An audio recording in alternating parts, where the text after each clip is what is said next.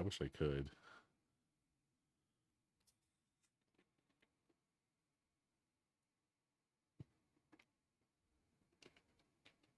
Mm. Hanging out with my friend Josh here.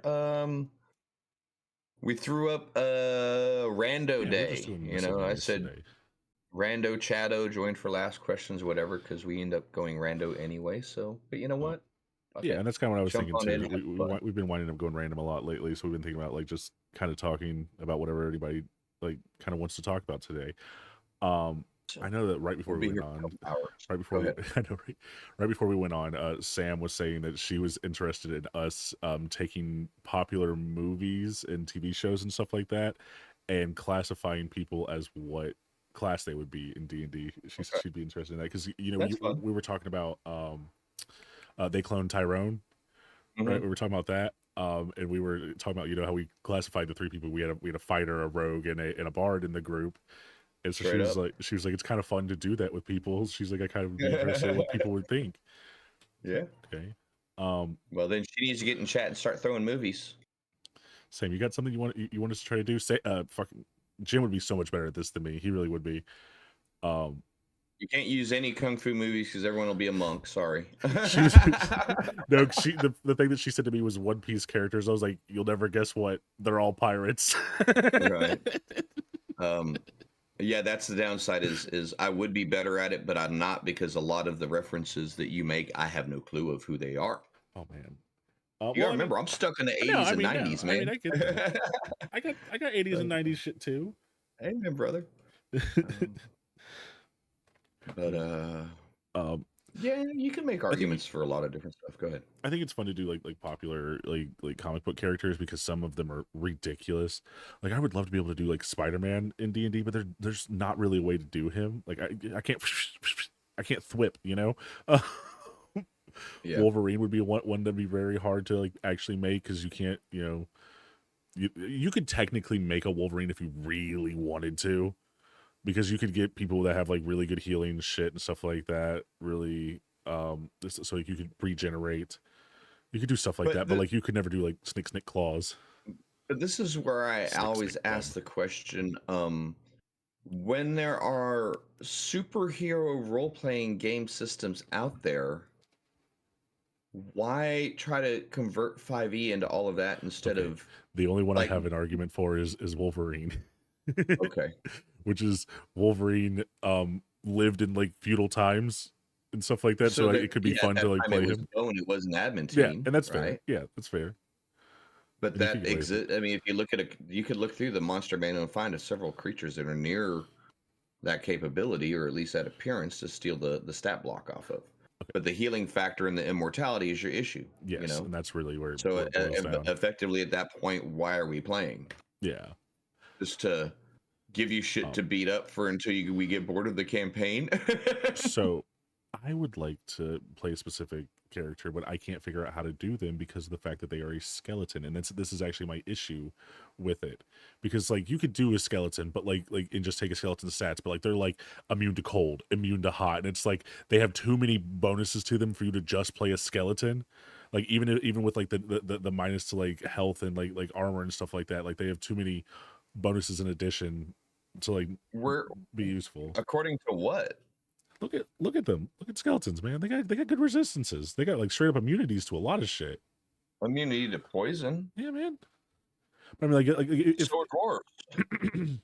they have resistance to poison, they're not straight up immune to it. Okay, skeleton stat block. Immunities to exhaustion and poison. Vulnerability to bludgeoning. Right. Immunity to poison. That's it. I sworn they had like fire and ice in there too. But yeah, fucking Back in yon, that's it. So you're getting a vulnerability to bludgeoning yeah. as part of your. I'll give you immunity to poison and resistance to poison if I can punch you for double damage every fucking time I hit you. Okay. No, I'm down with this because he'd be a bard.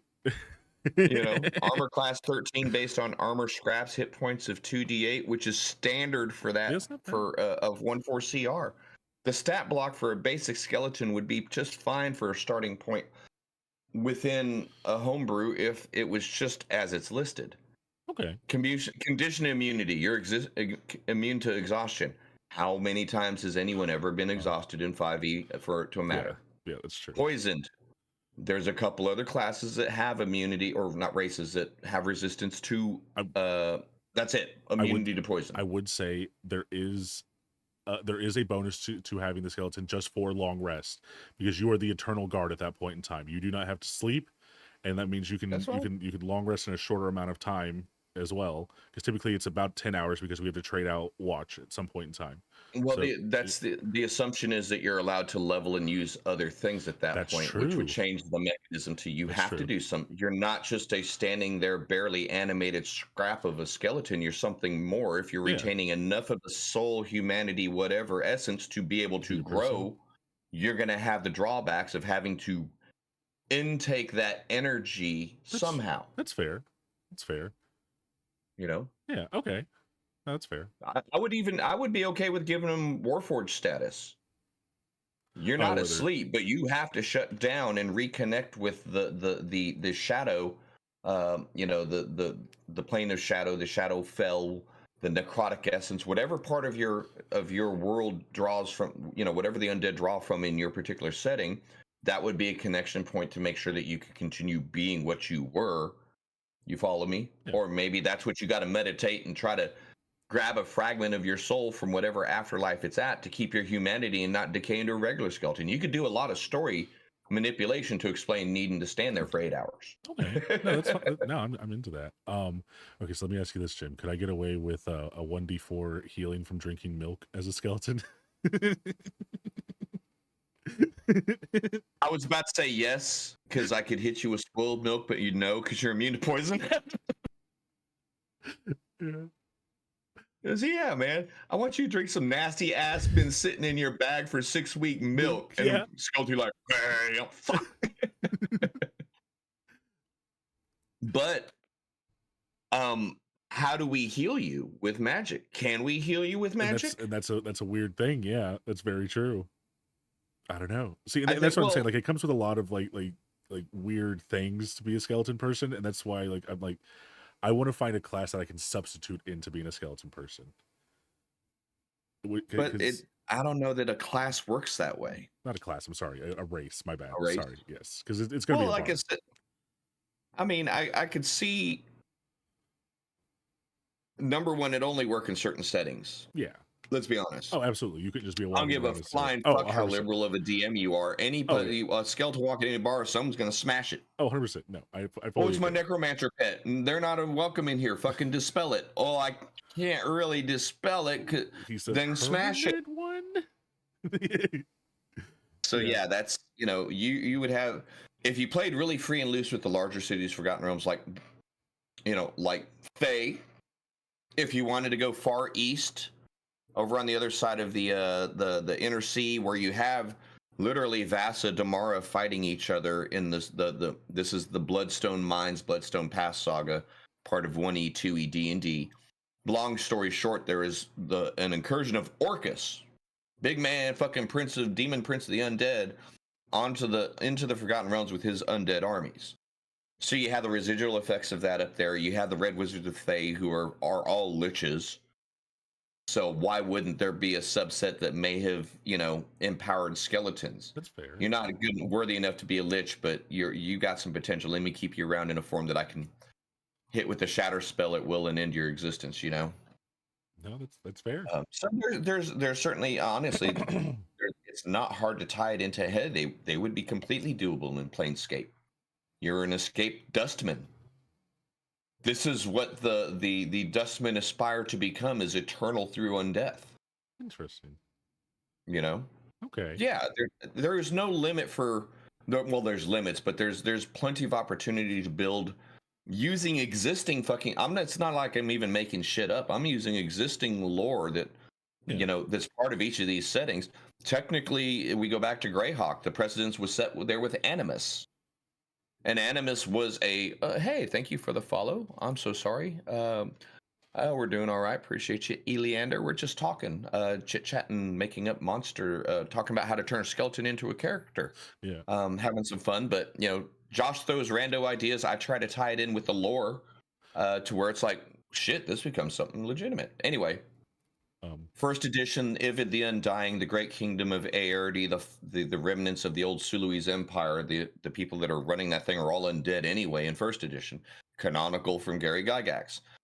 Rather than making even more types of undead, they came up with this thing that was called an animus, which is basically an undead version of whatever they were. You know, okay. you're the High Cleric of Hexstor, for example. You will exist forevermore in a skeletal form. You will exist, my great knight, as a 17th level fighter, but you have the appearance of an undead zombie or a wraith or something like that. It was essentially the transformation of a high level non-player character into a monster of some sort, Interesting. but it carried the characteristics of the being. It didn't. It was no longer. We're sitting here, and I'm sitting here in southern U.S. Were you good to join you? Thank you for joining us. But you know, it wasn't limited Southeast. to the. Yeah, for me, it's not so much limited to um, undead characteristics. You're undead, but you're still who you were. That was the Okay. idea behind an animus.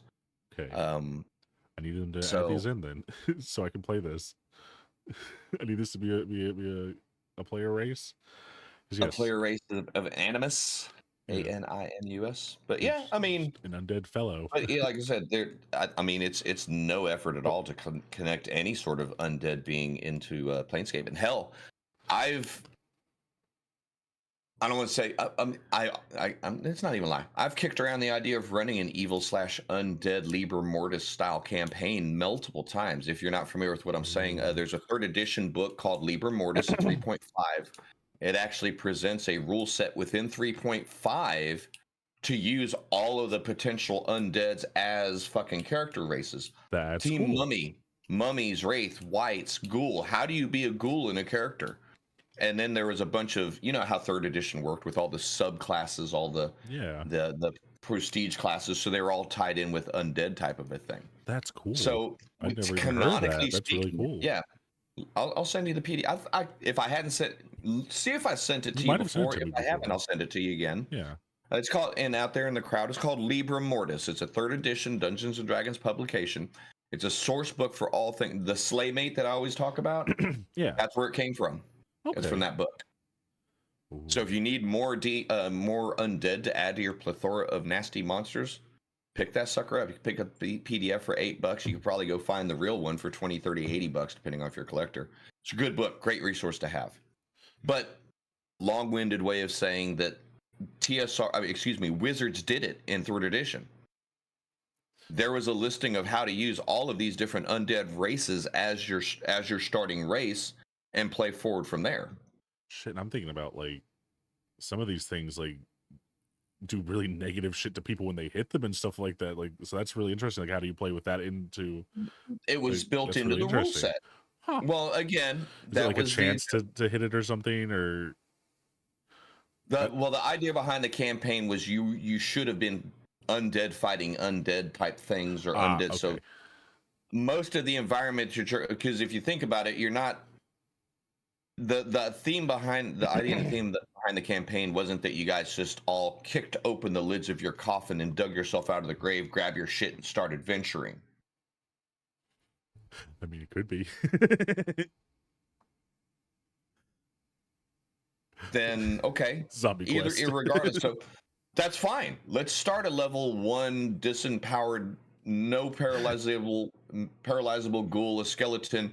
Let's see how the adage goes. A zombie, a ghoul, and a skeleton walk into a bar. Reroll. Yeah. Oh, Campaign immediately. over. So now do we Immediately. want to go ahead and start in the necropolis as level 1 undead and build up before we go into the mortal world? So all of the shit you're worried about balances itself out through proper campaign design. Okay. Okay. Yeah. Interesting. That's why it's a source book. It's not a campaign. It's supposed to be there to give you information and ideas how to build it up and use that as a theme. Kind of like the silly old Beckme one I have for the Orcs of Far. Yeah. You know, it's all about going stupid, goofy, cockney. I mean, it was like Warhammer Orcs before Warhammer Orcs were there. Straight up, if you're curious, look up the old. It It feels was best because I take GAZ points on it. Gazetteer 13. I think it was called, the Orcs of Far. Oh man, it's a trip. It's dumb as hell. But yeah, it was designed about now you guys are bad guys, and there was this whole mini game that as you were role playing and doing adventures, getting stronger, your tribe was getting stronger, and then you would go raid opposing territories to add troops and resources and all that shit to your tribal area.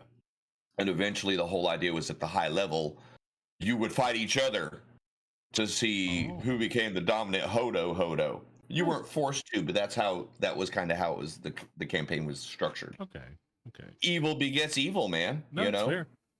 Live by the sword, die by the So- sword, man. Yeah, I get right? you. It's like you're the troll guy and you're just hanging loose until the orcs kill the goblin wizard, and now you're in, baby. Me just lift, me just carry, me no fight. Ah, no fire. I'm gonna eat your ass. Hell yeah. Welcome back, guys. Thank you. So,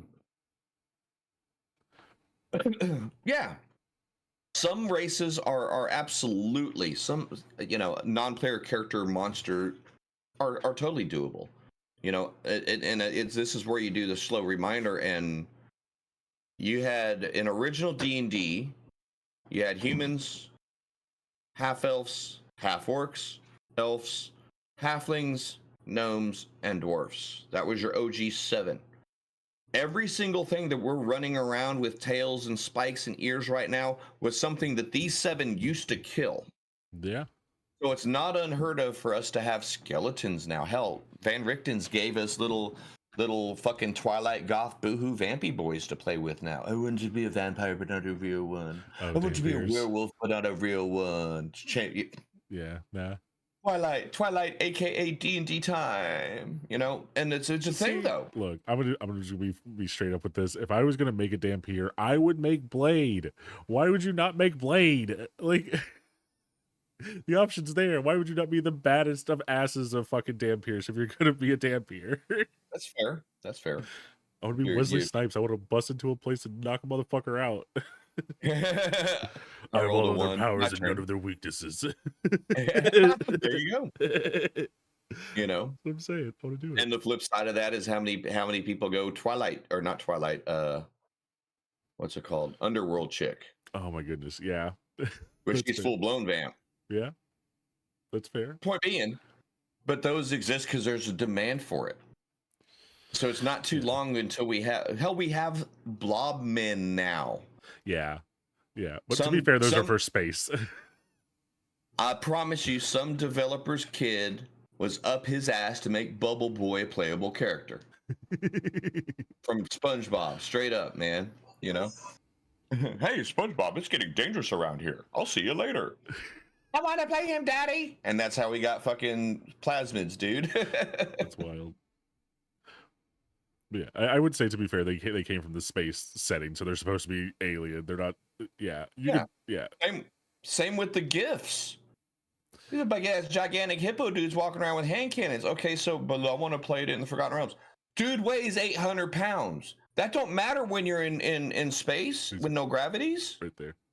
What? You got one back there? Yeah, right there. Yeah, right. When you're on a Spelljammer and ain't no weight issue, that's cool. Well, actually, that's mechanically, second edition made a big deal because the amount of oxygen that the creature would consume. Yeah. I mean, Loxodons are a thing too. That yeah, exactly. But that becomes, and if you want to allow it, you want to let it play, that's fine. Dungeon Masters, you just got to remember that you either have to compromise and take weight limits off of everything in the fucking universe. Otherwise, you're going to be rolling to break everything because you've got half-ton characters walking around everywhere now.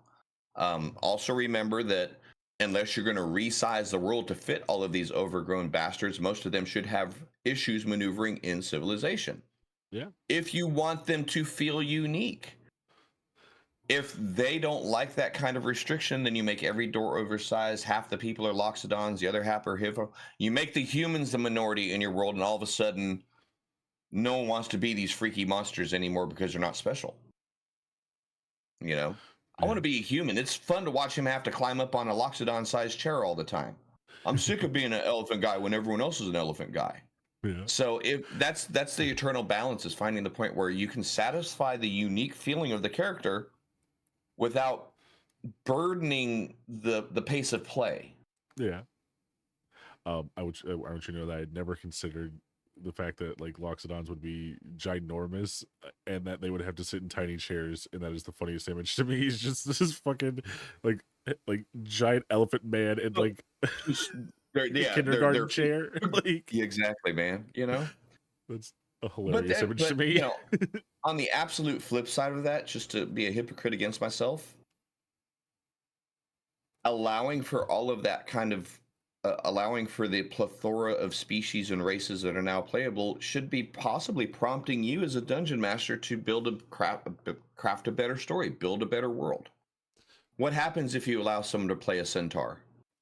You know, That was one of the things I was most going to people bring just up. say no, no. That's just gonna no. But I think it'd be Um, so fun to be a fucking centaur with spider climb, though. Oh my god, to walk up a fucking wall as a centaur would be amazing. mhm. Who doesn't want to do that? I think it's Okay. I think it's fair. I think it's fun. Like, okay, I can't climb for a real long time, but when I can, it's gonna be weird. Cool. Yeah. But yeah, so a wall walking centaur, how does that change the world? The spider climb applies to any race that just looks silly with the centaur. It'll be a really fun gimmick. Yeah, But a centaur in use is either very restricted in where they can go. yeah, They're absolutely. stuck outside for every single indoor social encounter ever. They're stuck outside. Um, or you Just open a oversize the world window. and add more to where it works. You know, Yeah. No, I agree with how you are there. they even there? You know, if you're playing in a setting that all the other centaur are considered That monsters. and that was going to be the thing I was going to say is that like centaur are typically very hostile, so like a lot of people don't even want to fucking deal with them at all anyway. You know, so again, that comes back around to that. Like I said, I don't want to go too far into the commentary, but it's a balancing act. You know, No, I mean I agree with you. satisfying the character's need to feel weird and strange and unique with making sure that it's still playable, and Yeah. you're not bogging the game down because this race that shouldn't exist in this world is the only one that's ever there, continues to reveal themselves, and by rights, if you're following a living world, your party's no longer adventuring, they're hiding because that person is being hunted by a lot of stuff. Yeah, a lot of And poachers so are the after your sheer ass. existence of a certain race in a certain campaign can completely default the Yeah. completely sideline your campaign. So you have to learn how to minimize that. I would say You that got some of as a them DM, are go slightly ahead. easier. Like certain things are slightly easier to deal with because like a centaur, like while yes, you can't go into general conversation, it'd be much easier for me to put a centaur into something than to put an undead person walking around with people. You know what I'm saying? Like certain things would work better than others. Like within like Greyhawk, I could see a centaur walking into a town way before I can see like a warforged walking in. Do you know what I mean? Yeah. Like stuff like Yeah, that. well, let I've compromised the integrity of Greyhawk with you guys from the beginning for the convenience of player happiness. Nothing that you guys have played there other than her halfling and your gnome, and I Actually guess exists there. the human should ever existed there. Yeah. Because your artificer is not a real Oh fucking yeah, I thing. know. You've never not played an artificer in Greyhawk. Um, Because we were supposed to be so rebooting. That's why. but my point is, it's a fun example, but it's not a good example or a pure example for us, for the simple fact that I've altered the way it is. No, I agree. This is exactly what I'm saying. If you're gonna play a setting pure, your players have to be okay with that. The moment you start compromising it is the moment you've hit that slippery slope to where this campaign can't be what I'm focused on, because if I keep it pure to setting, we're focused on hiding and hunting my players who chose weirdos that don't exist. Yeah. So then you have to just completely mitigate that and ignore it, but then it feels like you're diluting your character's experience, your player's experience, because they kind of want some of that. Dude, it's an impossible fucking mark to Well, hit. I mean, this is something we've touched on a lot of times, like within chats, which is like you got to set the expectations before going into it. Hmm. Because it's like if you're like, okay, well, look, like these races just don't exist here. You can't play them. I think that like going into that, people aren't going to be like, well, let me make this, and then when you come at them later on, and then you're like, well, that doesn't exist here. Now we have to find a way that you can exist here, kind of stuff. Is when yeah. Yeah. Yeah. But that's my whole point is I chose right off the bat just to say fuck it. Yeah. I'll compromise on what exists and what doesn't exist Yeah. just so we can play and have fun. Yeah. You know, the group my paid game is the same way. Yes, I'm gonna allow some of the stuff that didn't exist in the world to exist because you're customers at this point. I promise you, the next time I run a Greyhawk group, it's going to be you have 7 races to choose from. If you don't want to play, don't play. No, That's that's okay. fair. That's fair. What's wrong with being a fucking elf? What's wrong with Nothing. being a human? Nothing. You know? Nothing. I can't have a But tail. I don't want to I play. would Okay, say there's other campaigns you can play. back in the day, I was an elf purist. Every character I made was an elf every time Mhm. because I was like, I don't want to be a human, but I also don't want to be a monster thing. I'll be an elf because I was like, humans are so boring. But like the older that I've gotten, the more I'm like, no, humans are like vastly fascinating within a fantasy world because they are fucking like they're wild. Like, how do you compete with all these things that live like twice as long as you? Like, what do you do as a Sheer, species? sheer aggression and ambition. And that's why they tend to end up being the villains in Sorry, a lot of sir. things, or the bright, they end up being either the villain or the bright hero because, like I said, it's sheer ambition and sheer willpower. I only got one life because exactly that. I don't have 500 years to make my mark. Yeah, and I think that Humans act out of desperation and survival, yeah. you know. And that's the But thing here's is the that funny there's thing so many races is that are like afraid of them because of that kind of stuff though because like there are even people that are like humans advance technology way too fucking fast like okay, so let's because they feel like they have to. yeah So, exactly. but now this is going to be kind of a sideways sidestep of it. So, if we're treating every race as an equal, why aren't kobolds who propagate by the fucking thousands and live to 150 the dominant species rather than humans? Because everyone has accepted they're kind of bad guys. Isn't that racist? I mean, and the thing is that like kobolds in and of themselves like in their racial stuff are not bad guys even like they if you fuck They're with them they are. portrayed as stupid, Yeah. but they're not. They're inventors. They're alchemists. They're Yeah. casters. They have every capability. Yeah. So how do you? So let's take you're running a kobold in Barovia, so that I, doesn't necessarily count. I But how do you yeah. true up the player that wants to run a kobold in your normal universe? Oh, to like Either walk into a a town? we're playing Lost Mines of Fandelver tomorrow. You Okay. want to play a kobold sorcerer whose great grandma's a side chick of Bahamut, and great grandpa was a side dude of Tiamat because you just want to be that special, that OG. Okay. Don't laugh like I No, haven't I fucking mean heard yeah, I mean, yeah, I know, it. I know. And like the worst thing is that like technically lore wise you could do that. That's the problem. Yeah. It's not a problem. That's where I go. Okay, whatever. I mean, how is that going to play into anything cool? Okay, Exactly. you're It's super like that's removed from have them. fun with your head cannon because you're one of approximately 1.8 billion eggs at this point. Yeah, They that are don't know you. exactly related to in that exact way. Yeah. Exactly. So it's okay. It minimizes itself. But my point is, so he wants to play Lost Mines of Fandelver. Okay. Knowing the module the way I do, there aren't any kobolds that are bad guys within the area. Okay. So, but there are a couple of dragons. So, if we're accepting that kobolds aren't necessarily good or evil, but they serve dragons, he has a starting point. But then all of a sudden, you have a kobold that knows the lair of the nearest fucking dragon. I mean, does he though? Or I'm a level 1 kobold and I made my way here on my own to Neverwinter. Okay, you could be from Neverwinter doing the caravan thing. That's Yeah, fine. You know, that's how kind do of you what I was treat thinking. them? Like every other Ooh. character.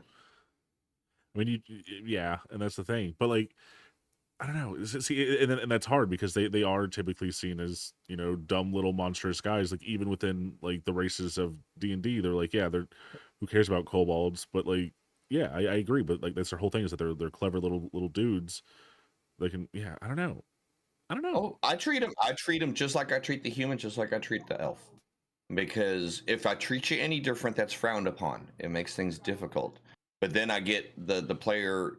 I don't want to say verbalizes it, but it's like, no, I chose this because I want to be this.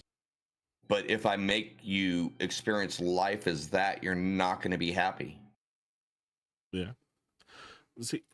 and here's the thing is that like when I make characters, like I never think about the impact of like their race upon the world and stuff like that.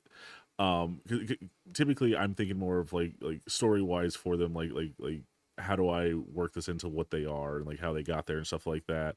I never really think about like, oh, like I'm a Loxodon, I'm too big to go into basically any place. Like that's like the last thing that I think about because I made a Loxodon druid. It never occurred to me that he would be ginormous compared to everybody else. Like I just never thought about it. I was just like, I want to play a Yeah. Loxodon. I've never played one of those, you know? And and I guess as a over preparing DM, that's what I look like. That's what I remember. I look at D&D as a dungeon master from a producer standpoint. I'm not a writer. I don't give a fuck about the, excuse my language, I don't give a fart about the Loxodon's story. That's Right. his. That's his job. His responsibility to bring his backstory. I'm not a director. I don't tell him where to go and where to stand. I'm responsible for building the world that they interact with. So I have to think about, is this dude going to be able to cross every bridge around here, or do I have to double the size of that by the weight? So the dimensions, the space, the interactions of a walking elephant. Now, all of a sudden, this has never been seen in this world before, according to canon. Do we make it a big deal that this big ass elephant's walking through town every time they go through town? Or is that become a pace waster, a distraction? So you just have to hand wave that. Well, if I'm going to hand wave the social impact, I'm going to hand wave the side aspect of it. So you're just a fucking dude now. Yeah. But see, now, like the more you talk about this stuff, the more I'm like, I'm kind of interested in playing this because, like, I would love to be like that dude who's like a fucking giant guy, and you get to a rickety bridge where you have to cross one at a time, and you're like, fuck, what do I do now? Because I'm way heavier than all of you. Like, I think that stuff's interesting. Like, and players have to figure shit out at that point in time instead of just okay, we all crossed a bridge one at a time. But I mean, But the at the same problem, time, you're also negatively impacting your group because now they have to constantly deal with your size, your weight, your stuff like that. And I understand that you're impacting the pace of play. hey, Rob, thanks for joining us. It's Look at it very this way. DMing nowadays is similar to how people raise their kids, babysitting them, wondering why they're inept. I understand catering to the players, but be wary of the future mindset that'll set. Yeah, that's kind of that's a good point. yeah That's a lot what I've been talking about is, and that's kind of really what we're talking about here as well. Is a good point. Is if a guy wants to bring a Loxodon, we have to set the standards, the expectations at the start of it. And if the player doesn't want to do that, is it their choice to say, "Never mind, I don't want to play that elephant guy"? Because that sounds too hard, or is it our choice to say, you know what, shit, let's just play, who cares? That's kind of the balance being, and I've swung on both extremes of it, because I mean, yeah, you want, for me, it's important for a player to be engaged in the game, and if they don't like their character, they're not going to be engaged in the game, period, the end. That's their experience, that's their fucking controller, that's their mouse, that's their keyboard, is their character. That's how they experience, interact with the world. If they're not excited about and interested, you're already 2 steps back for the pace of play and the joy of everyone to begin with. yeah So balancing to where we can have a fun experience but a realistic experience. Then you go into how much of the other 4 people's time are we willing to waste because he wants to meticulously track every item. yeah. You know, my guy's OCD. He was a former warehouse clerk. He's going to track everything that comes in and out of this wagon. You know, Oh okay, man, I would never be able to play that right? character. I would never be able to play that Huh? character. I would Yeah. never be able to do it. So My it's ADHD would but not allow. it's a neat concept. No, I dig it. I But think it's how much cool. of the group's time do you end up wasting as a gameplay mechanic so he can do that? Eventually, you get to the point where while we're traveling, while they're doing this, you do your thing. And he's like, okay. So in his head, he's doing it, but that's not how he felt like he should be putting his character out there. Yeah. You And see, see I what I'm was saying? So it's not even races. Sometimes it's just concepts. no, I agree with you. And I was actually gonna ask you about like actually hand waving it. Like, how would you feel about doing that? Because like it could be the okay, we stopped, catalog everything real quick thing, but like we could okay, you guys wait an hour while he catalogs stuff and then move on, kind of stuff. Or Oh, that's how I do it. That's how I do it. yeah, that's what I'm saying. Right. Like This hand is. waving it because Feel like free to do what you.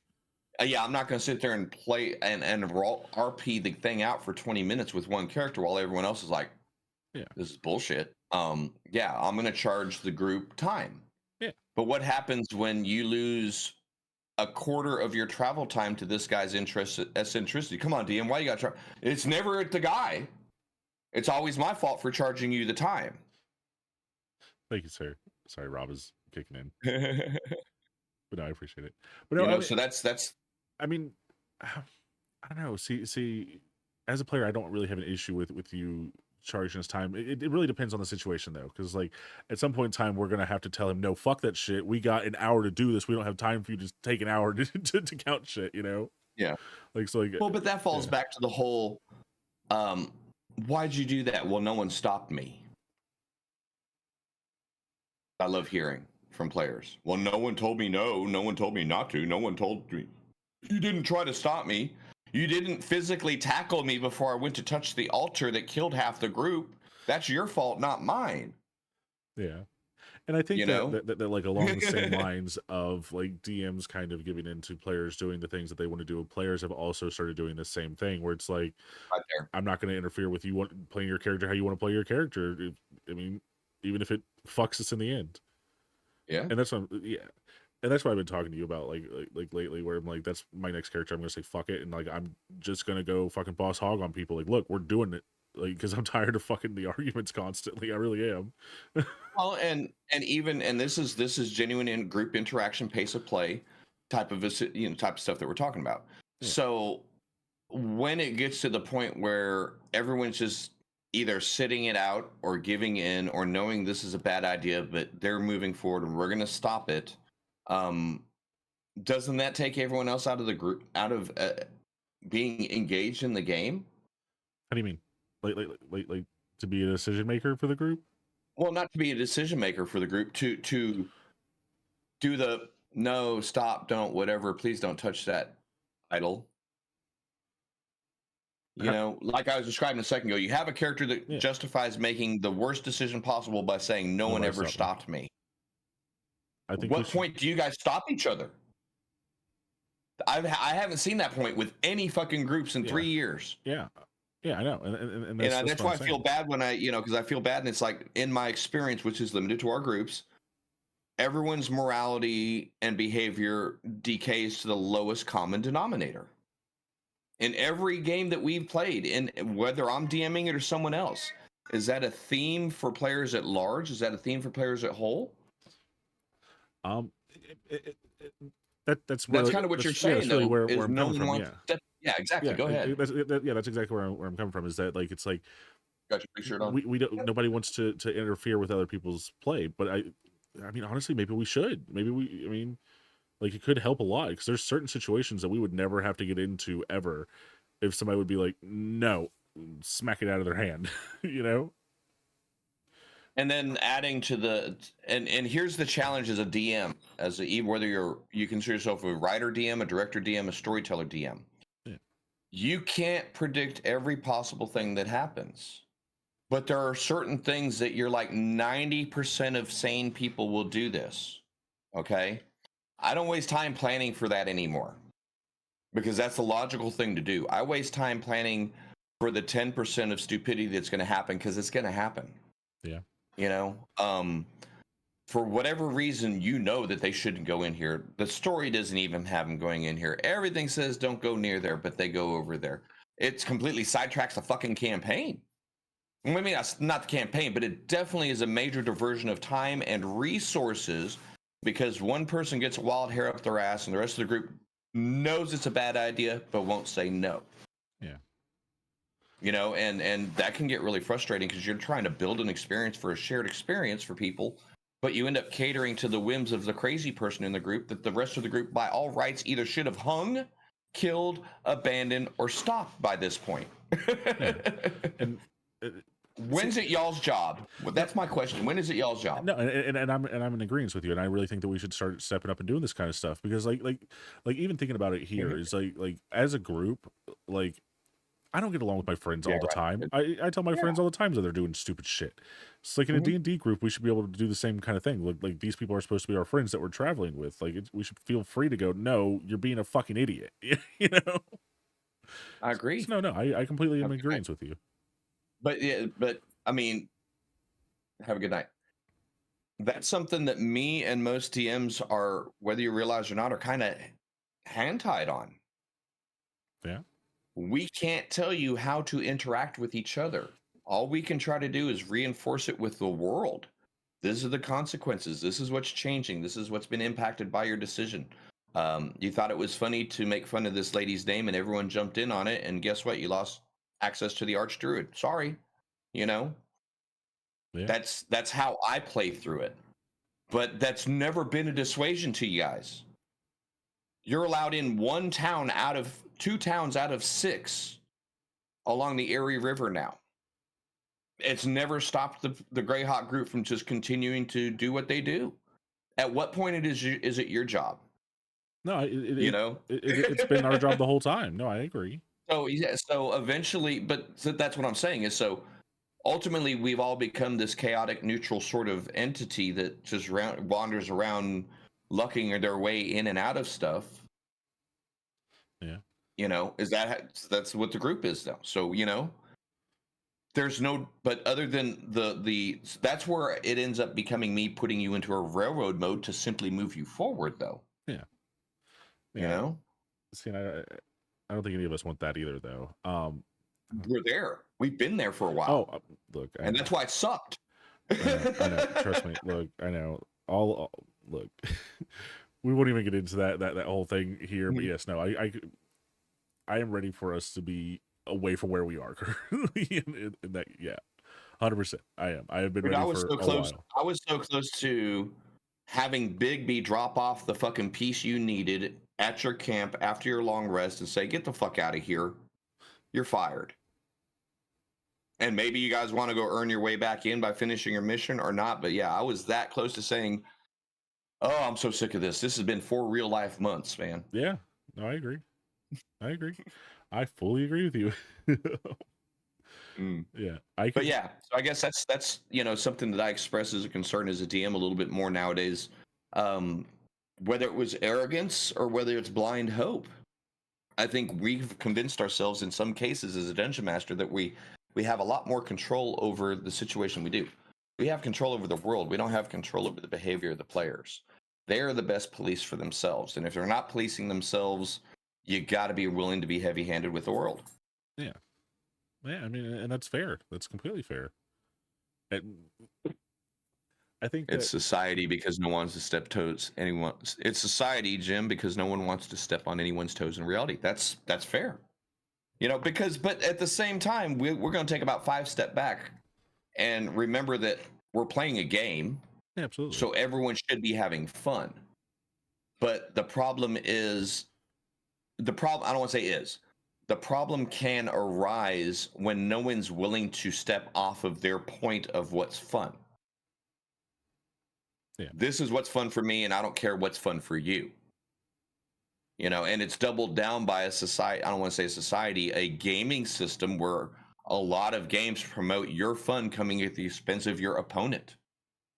And when your opponent is a DM who's omnipotent, your opponent becomes your other player. Yeah. No, I agree. So there are some bad habits that have seeped in from modern gaming. Modern gaming being the last 5 years of PUBG type horseshit. I don't care about anyone but winning. That mentality can carry over to this as far as seeing it as a game, maybe. I don't know. You But know, yeah, that's a quandary that I find myself, spin around in my head. What can I do as a DM other than being absolutely tyrannical or punitive to encourage you guys to be good or be consistent, you know? yeah. No, I agree. I agree. I mean, and there's nothing really like worldwide you can really do other than stuff you've been doing. I mean, like we're not allowed to go back into certain towns. I mean, there's one town like we will absolutely be arrested in if we go into again. Any of us go into it, you know. Mhm. But I mean, I don't know. I I see this as a direct conflict for an evil character. Seems everyone is lawful good to neutral nowadays. How do you even play an evil character nowadays if everyone gets their panties in a bunch when they do something not so good? See, I go the other way. Honestly, Rob, I it's like lawful good is so rare, they become a joke. The vast majority of Lawful players stupid, I've yeah. seen are chaotic good or chaotic neutral. So Yeah. they can go, I'm a good guy at heart, but I ain't following no one's rules. I'm a rebel without a cause. I'm chaotic neutral. See, So that's I think not how that's I think. Like me personally, that's not how I see chaotic neutral. I see chaotic neutral as like you follow. It is you follow your own morality kind of thing, right? But there is it's no morality for chaotic neutral. right. Well, I There's mean, no morality. that's how it is though. Is it's supposed to be like it's your what you deem good or evil is how you Nope. set yourself going forward. Chaotic neutral exists solely for the purposes of upending the order around it, irrespective of if it is a good or bad thing. See, that's what I'm saying. That's not Whatever, how I see it. I've that's how they always are. yeah. That's how they should. That's how they should be by paper. Otherwise, if you're following any sort of moral code, you're not chaotic, Well, no. It's by the standards of society where it's or you're not neutral. yeah. Well, that's what I'm saying. It's by the One of standards those. of So you can't society, be not both. not You within can't it. be both and have any sort of order at all. That's where chaotic neutral becomes an issue. For me, is a lot of people, and that's the truth of it. I don't believe in good or evil. If someone gets hurt, tough shit. If someone wins the lottery because of what I did, great for them. I don't care. I am here to upend whatever is in order in front of me. If I come into this town and everyone's windows are closed, it bothers me until a couple of them are open. Whatever the order is of that area doesn't matter. The chaotic neutral person is going to push against it. They're the anarchist. They're the punk rocker. Punk rock doesn't know what they're angry about, but they're fucking angry. That's chaotic neutral, dude. See, They may not be malicious about and it, maybe we're saying the same thing in just different ways. Where it's more like I do what I want to do kind of thing. Not that's kind of how I see them. Where it's not like I don't care if you see it as good or bad. I do it because I want to do that thing. Is kind of how I but see them. but the flip side of it is that your part. I see you're about halfway there. See, that's how I've always But the next seen step them. is when someone's standing there next to you going, "Yeah, let's do this." He's like, "Fuck you. I don't want to do this anymore because now there's two of us doing it. It's not random. Straight up. Absolute, yeah. Neutral chaotic neutral is just pure insanity by old rules. Think of the Zalatex. Think of Slotty. Yeah, In D&D terms, the Slotty is the manifestation of the chaotic neutral plane of limbo. And that exists for one damn thing: destruction. I guess it's fair. I guess it's fair. Yeah. Well, then what would you classify what I'm saying as then? Like, what would that be then? I would say probably pure neutral. If you're doing what you're doing because you believe in this and you don't care how it affects the world around you, but you're consistent in your beliefs, I would say neutral. Take the Okay, chaos out of it because you're still behaving in a predictable pattern. I guess that's fair. I guess it's fair. My code is my own, but it is my code. Yeah. Now, Okay. if my code is my own and I'm using it to help people, that becomes kind of lawful good. My code is my own because it dominates the people around me. That's kind of twist from, you follow what I'm saying? Yeah. No, I get what you're saying. Or if your personal code is adaptable to the society around you, you shift away from neutral to lawful. Okay. If your personal code is so stringent that you're like, I understand that these are your laws, I'm not going to follow them because of my laws, you might be able to argue neutral. But yeah, But I you'd probably also be argue closer to lawful lawful evil can evil. act Yeah. that way. Yeah, I was gonna I'm say you'd sorry. probably be. Yeah, that's what I was gonna say. You'd probably be closer to lawful evil at that point. Yeah. I Yeah, mean, but so and then that's again, it's like that's more from like a societal standpoint, though. Depends on where you are, whether you know, like, because I might walk into one place and like we might agree about it, and their laws might agree with me, and I could walk into another town and we might disagree, and that makes me good or evil depending on them. yes, as long as the good and evil falls out of the equation Yeah. when you're going into lawful and chaos. Yeah. You follow what I'm saying? Yeah. Yeah. So if you're truly a being of law, you're going to follow the laws of the area. Now, the good and evil comes in at the end of that. Yeah. I'll follow the laws of the area until I'm powerful enough to twist them into my Laws. way, makes you lawful evil. Yeah. I'll follow these laws and I'll make sure to twist them into feeding every hungry person in the city is good. But they both start at it. We're following the laws in front of us. Yeah. That's fair. You know, Yeah, Rob says let's see. chaotic neutral is a crazy person. Yeah. Yeah, absolutely. It's if you play it based on your cosmic wheel, and that's gonna honestly, that's kind of something that, hey, fifth edition people, you're about 3 weeks out from Planescape showing up, so alignment might start mattering again. Yeah. I'm not. I need to look into that if the Planescape stuff is just going to be like setting and stuff like that, or if they're introducing any new races or anything like that. Because I think there's two subclasses included in there. The Ascended factions, and that's really it. A lot of monsters. I think they're going to add a couple. I want to say they're going to add the Barriers because they have the Centaur. I could be wrong. interesting. I did see because I already did the pre-order on it, so they added animated stuff that is Yodel that's on your character sheet, which I'm Oh yeah, into. yeah, Yeah. cool. I'm excited for Planescape. I think it's gonna be something that people are gonna actually use and move 5e forward some. That's their intent. We'll see if it comes out as unsupported as Spelljammer does. Yeah, I was Then gonna say it's I'm dead in hoping the it's not water gonna as be a wet Spelljammer. fart when it comes out. Like that's really what I'm hoping for. Well, Like, it's destined to be. But the thing is, what's the next step? yeah, We already know that your our fifth edition Planescape source book is going to be 136 pages. The second edition Planescape box set topped out at 300 pages. So we're starting with about 15% of the knowledge that was available for the original setting on launch date. I'm not talking about the whole library. yeah, I'm talking day one Planescape that we went and bought out of the B. Dalton, Walden Books, Lone Star Comics, wherever you shop back in the day. It was in excess of 300 pages of stuff and a shit ton of maps, a big old poster fold out map. The map that I show you oh yeah, guys, yeah, yeah. that used to be a poster fold out, man. You'd lay that son of a bitch across the dining room table and play across it, dude. It was awesome. That shit's cool. So, we're not going to see that much. It's if you're expecting anything more than Spelljammer at launch, you're going to be disappointed.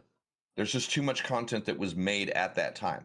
If you know nothing about Planescape, it might be a good point of entry depending on how they present it. Yeah, and that's what I'm saying. Like, I'm really hoping it's Only going if to they come out and go it's going to be from it. good. Only if they add to it. Yeah, and that's what I'm hoping they're going to do because I think that'd be like it'd be so much smarter for them to take Planescape as their main setting going forward and build out from it, where it's like you can go into these individual places and set your campaign as well and stuff like Yeah. that. I think it would be much smarter for them to do because that way you have this Hmm. whole cosmic multiverse that you can mess around with and allows you to do a lot more stuff.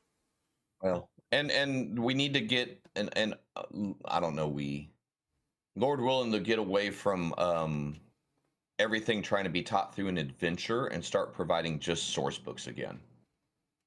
You know, for example, Out of the Abyss is a good source book if you want to play with demons.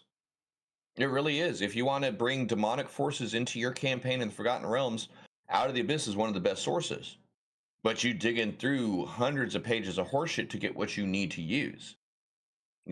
That, I guess that's kind of what I'm referring to. If they bury the really salient and interesting points that can expand your universe in an adventure, that's where it loses its punch. Yeah. Because people feel like you have to use this adventure to get there. Nah, fam.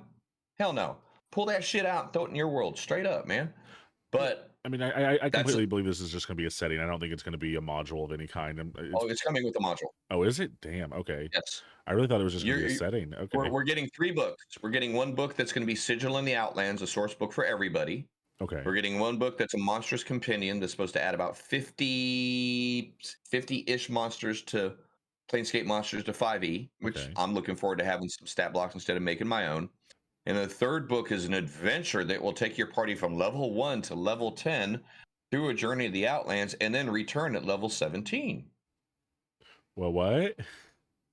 We'll see. You wait, do you Oh, okay. So like you go out by level 10 and come back by 17. No, no, no. The You campaign takes you through a few couple things up to level 10.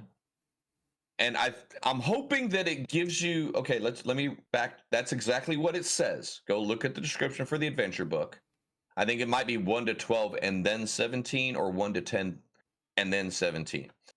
I'm hoping that this That's is where we branch into weird. source. Well, Maybe they're going to set up a situation of what I'm betting, if we're talking about the player's primer to the Outlands, the Great Modron March is going to be a beautiful motivator for this, because your party is going to get. Because I'm also reading between the lines because I've seen so much art for Modrons. Yeah, Okay, yeah, so I think the Great Modron March is let's mark the day because I'm predicting it now. The Great Modron March campaign will be the propellant that gets your 5th edition players moving along the cosmic wheel through the different gate towns, which will expose them to each of the 12 factions, each of the alignments, and each of the outer planes in bits and pieces. Now, I think by the time they're level 10, they would have experienced and done a couple things that you, the DM, have the next 4 or 5 levels to expand upon till a culmination event at 17. Because here's the funny thing, this is me being pure Pollyanna about this. But the thing about Planescape, it's always about balance. yeah. Okay, no matter what your players do, it becomes inconsequential because it has to keep the whole multiverse turning. So I think what you're going to see is the opportunity to play and your players to have a big impact on stuff, but something that happens at their level 17 reintroduction returns the balance type thing. So you're going to get the freedom to explore the planes. The DM's going to get the freedom to build on a few of the outer planes that your characters liked, and then at 17 you're going to get the freedom to push the reset button. Interesting. Okay, I'm into that. Because I'm that's kind interested of to what see how that's. happens with the Great Modron March. I'm Because if interested. it goes to its terminus, Orcus ends up. Spoilers here. Um, Dead Gods is Orcus returning as Tenebris. He ends up infiltrating Mechanus looking for the Wand of Orcus. It's the last piece he needs to return to power. Primus knows where it is, but won't tell Orcus. Orcus knows something that in 2nd edition was called the Final Word, the spell that can kill a god. Oh man. As a Prince of Undeath, as someone who spent a lot of time out in the graveyard of the gods, is exposed to stuff, learns stuff. So he kills Modron, takes his place. Now I've talked to you a lot about Modrons. You know how Modrons work.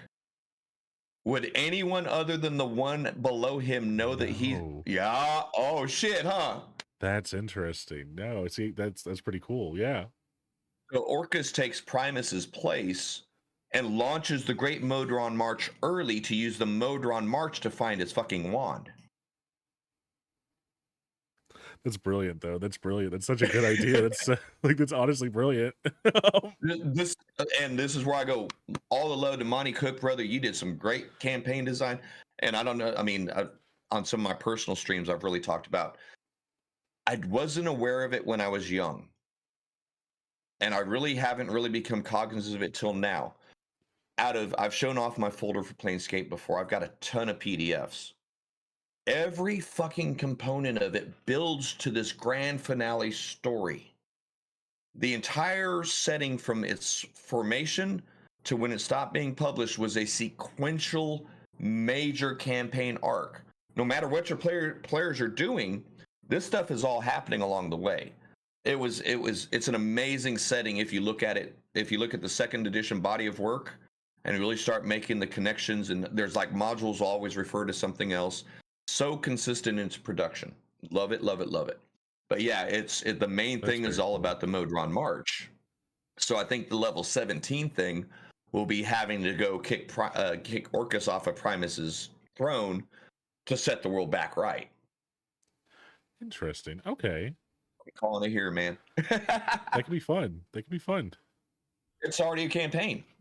Well, I What? mean, What? yeah. I mean, I It's know, I already a know, campaign. I know. But like, I'm saying, like that, like most people aren't Hey, aware of it, you're or already playing I it. know, I know, I'm playing it. I know, but I'm saying, like, I knew that's what we were going into, but yeah, but no, I mean, but most people are completely unaware of it or lack the resources to play it or anything like that. So it'll be Yeah. very, very cool for like just the community in general, or for it to be re-released to them. Well, that's where I'm But going to it's gonna call. be watered down though, like a son of a bitch. I've been saying since March. You could pre-order the box set now for $70, or you could take your $70 over to DM's Guild and be playing Planescape tomorrow.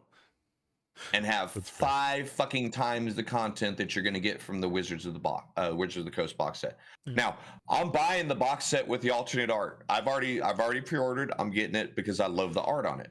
Yeah. But it'll sit on the shelf with the rest of it, man. I already have more Planescape than Wizards will ever give me. I don't need more.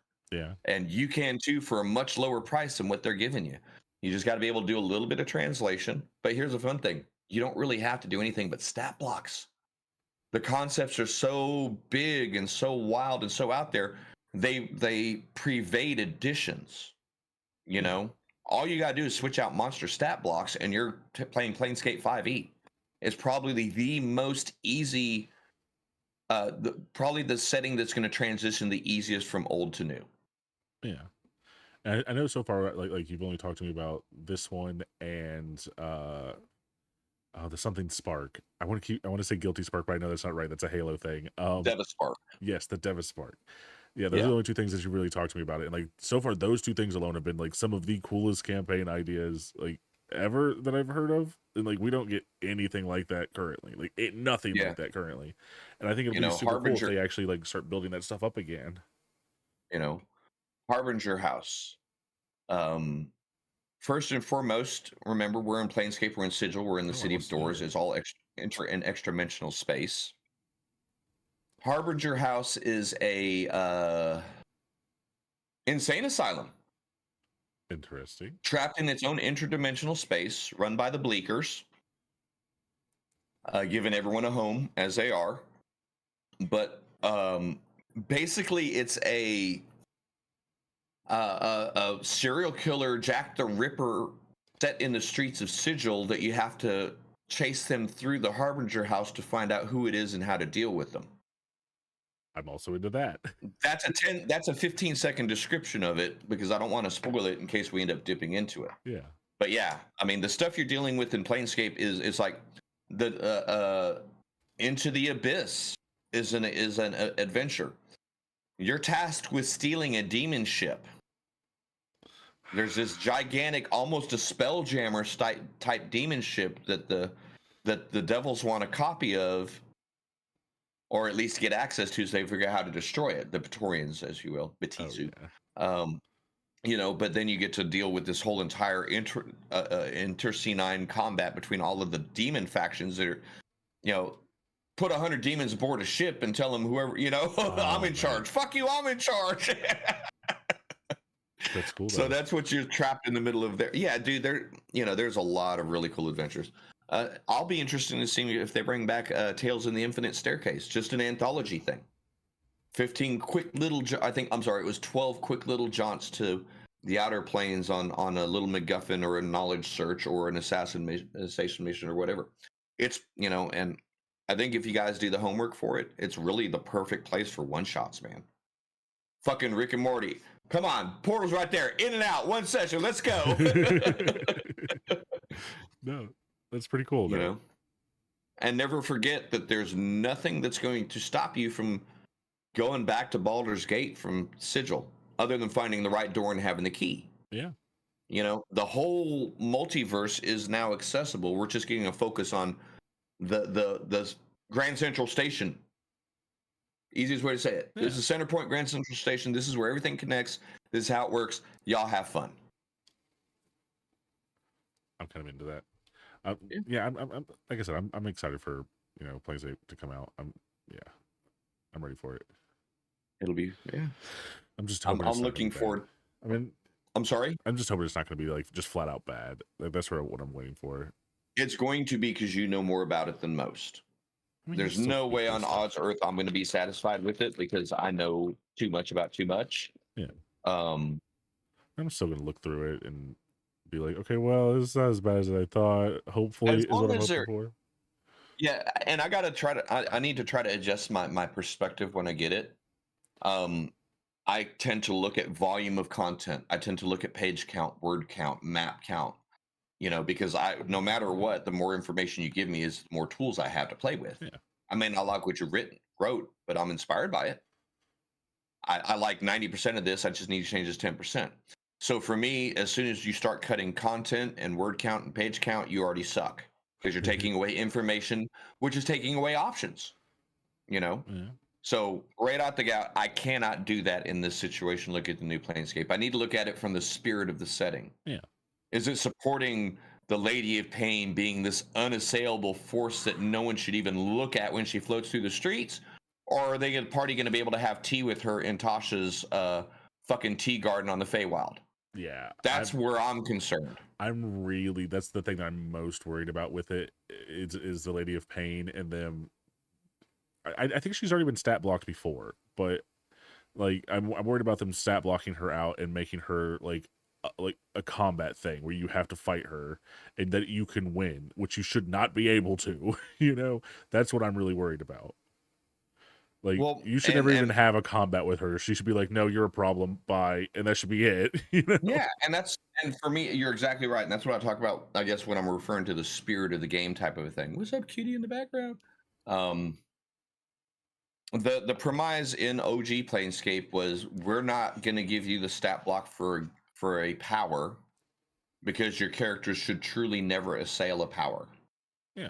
If a character walks of any level of anything, whatever, walks onto Mount Olympus and says, "Screw you, Zeus," Zeus with a chuckle should be able to disintegrate them because of his will. He's creator of worlds, destroyer of worlds. He can reform the planes at their will. There's nothing in a player character's arsenal that can stop that power. No, not at all.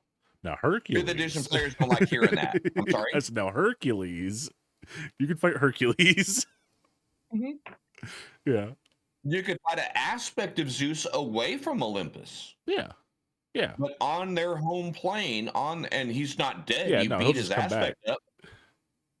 Yeah. Yeah. But yeah, going to their place, it's like, you bore me. Yeah. You basic poof. Everyone's gone. Yeah, Like there should be no saves. There should be no oh, out absolutely. of character. You're done. Bye. Gone. No, I But completely agree. you do, but you're a little bit more old school than most 5e players that I know. I don't know, man. See, like it's wild to me that people don't want these things because, like, I think that that's like part of the fun of this stuff is that, like, at level 20, you can be maybe demigod level. You should never be able to step to any of the gods in the realm. Otherwise, what's the point of them being gods? Like, if a mortal can just, you know, level themselves up enough to fight one of them and kill it, there's a problem. You know? Right? But Yeah. yeah, You something has know. gone horribly wrong. I did see Well, somebody. that becomes an even bigger lore type of a thing. What kind of pantheon is going to be okay with sitting around and allowing mortals to come up next to them? Mm-hmm. You get that powerful, it's just not a god that's coming after you. It's gods. Yeah. Yeah, you're right, bro. We can't let this shit happen. You owe me one. Fine, whatever. What do I need you to do? Hey, God of Ocean, why don't you go ahead and let Ogma out and all her water elementals and let's flood the entire land? See how long this motherfucker can tread water. You know? Absolutely. No, absolutely. You know, you have way more tools to beat to destroy a character with divine power than a stat block, man. Absolutely. You And that's what I'm know, saying. a Like, there chasm, should never yeah, be a fight with any of them. There should never be a fight. They are so powerful that you are nothing to yeah, them. yeah. So that we'll see how that goes. Yeah. You're also talking about the company that reduced Mordenkainen into a bumbling wizard who couldn't beat a CR12 vampire. Yeah. You're talking about the people that turned Igwilv into a senile lady who's controlled by 3 hags, who her motherfucking no. Oh, come on, man. That's Baba Yaga's daughter. You're telling me hags are gonna get the better of her? Are you Ain't no fucking damn way. smoking crack, Ain't no damn way. wizards? Dumbasses. Come on, man. Learn your fucking lore. Ugh. They retcon their own lore constantly. It's wild. So bad. It's wild. Not even retcon, So like, really. They just flat out sometimes just change it where they're just like, they nah. don't honor it. Yeah. They don't respect their own basis. You know, they want people to buy the name stuff, but they don't give any teeth to the people that have these names. Yeah. And Your I'm not players saying can that, like, kill Mordenkainen and fucking Strahd before they could kill Strahd. oh yeah, that definitely should not be a thing. I was gonna say I don't think that it should be like, oh, you can't step to Mordenkainen ever. Like, I don't think it should be like that. But like, I don't think that, like, a group of level 10 should be able to walk up to Mordenkainen and stomp him. You know? I agree. You know, Yeah. Yeah. I think that I he's don't a think you named could ever wizard for a kill fucking reason. Mordenkainen, man. Fucking reaction, blink away, teleport. I'll see you guys soon. Oh, here's an elemental myrmidon of each color to keep you busy while I escape. You're not going to fight him No. ever. You know, you're going to fight minion after minion. Someone's going to get magic jarred, and now your party is 3, and then someone else is going to get perma banished, and now your party is 2, and someone else is going to get fucking killed by some invisible phantasmal killer. Now the one person that's left, Mordenkainen, says, "Do we really need to keep doing this? This. I'm doing this with my stretching in the morning, y'all. You know, Yeah, absolutely. I agree. That's the how you doing, Three Geese? Thanks for joining us. They're rewriting the lore for the new people to believe by wiping the history and burning books. I I don't go that far. I do agree that they're rewriting it, but I think it's because we're at the end of the day, we're talking Hasbro. We're talking a toy company. Okay. They want to sell property. So a recognizable name, Mordenkainen had me, I had pre-ordered Tasha's because I know who Tasha is. And I got pissed because I saw what they did to her. So it's a toy company capitalizing on old motherfuckers like me who played with these things in their youth, and the new resurgent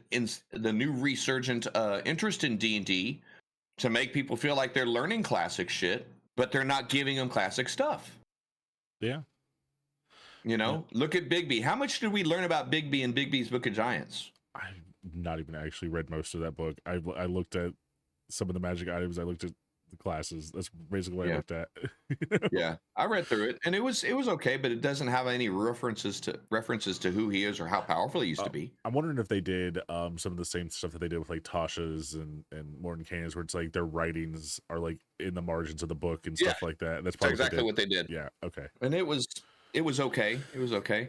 I'm good. Decided to want to run a new Lost Mines of Phandelver adventure with new missions. And after that, I want to let my players free in the Sword Coast map. Absolutely. Using Forgotten Realms lore as a basis for my world and the cities, and stripping or adding any information I want to make it my own world. Good start point, man. You know, once you've gotten Geese, that's awesome to read.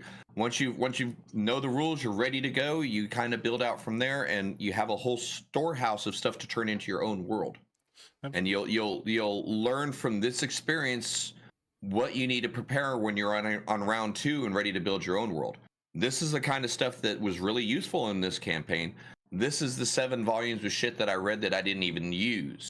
You know, are you going to worry about weather tables and stuff like that? Agriculture, you don't need to. First and foremost, this time at least you don't have to invent all of that stuff. It's there for you, ready to go. And if you end up using it, you know you need to be prepared for it on your homebrew world. If you don't, then you don't. But yeah, use the work that's out there in front of you. That all the information is available. Pull what you want, play it out, see what works. This is saving you. Like I said, this is your half step to the next step of world building. You know, use what's there. Synthesis, information synthesis, I believe is what it's called. And next time you go full creation mode. That's awesome. Great. I'm hell yeah.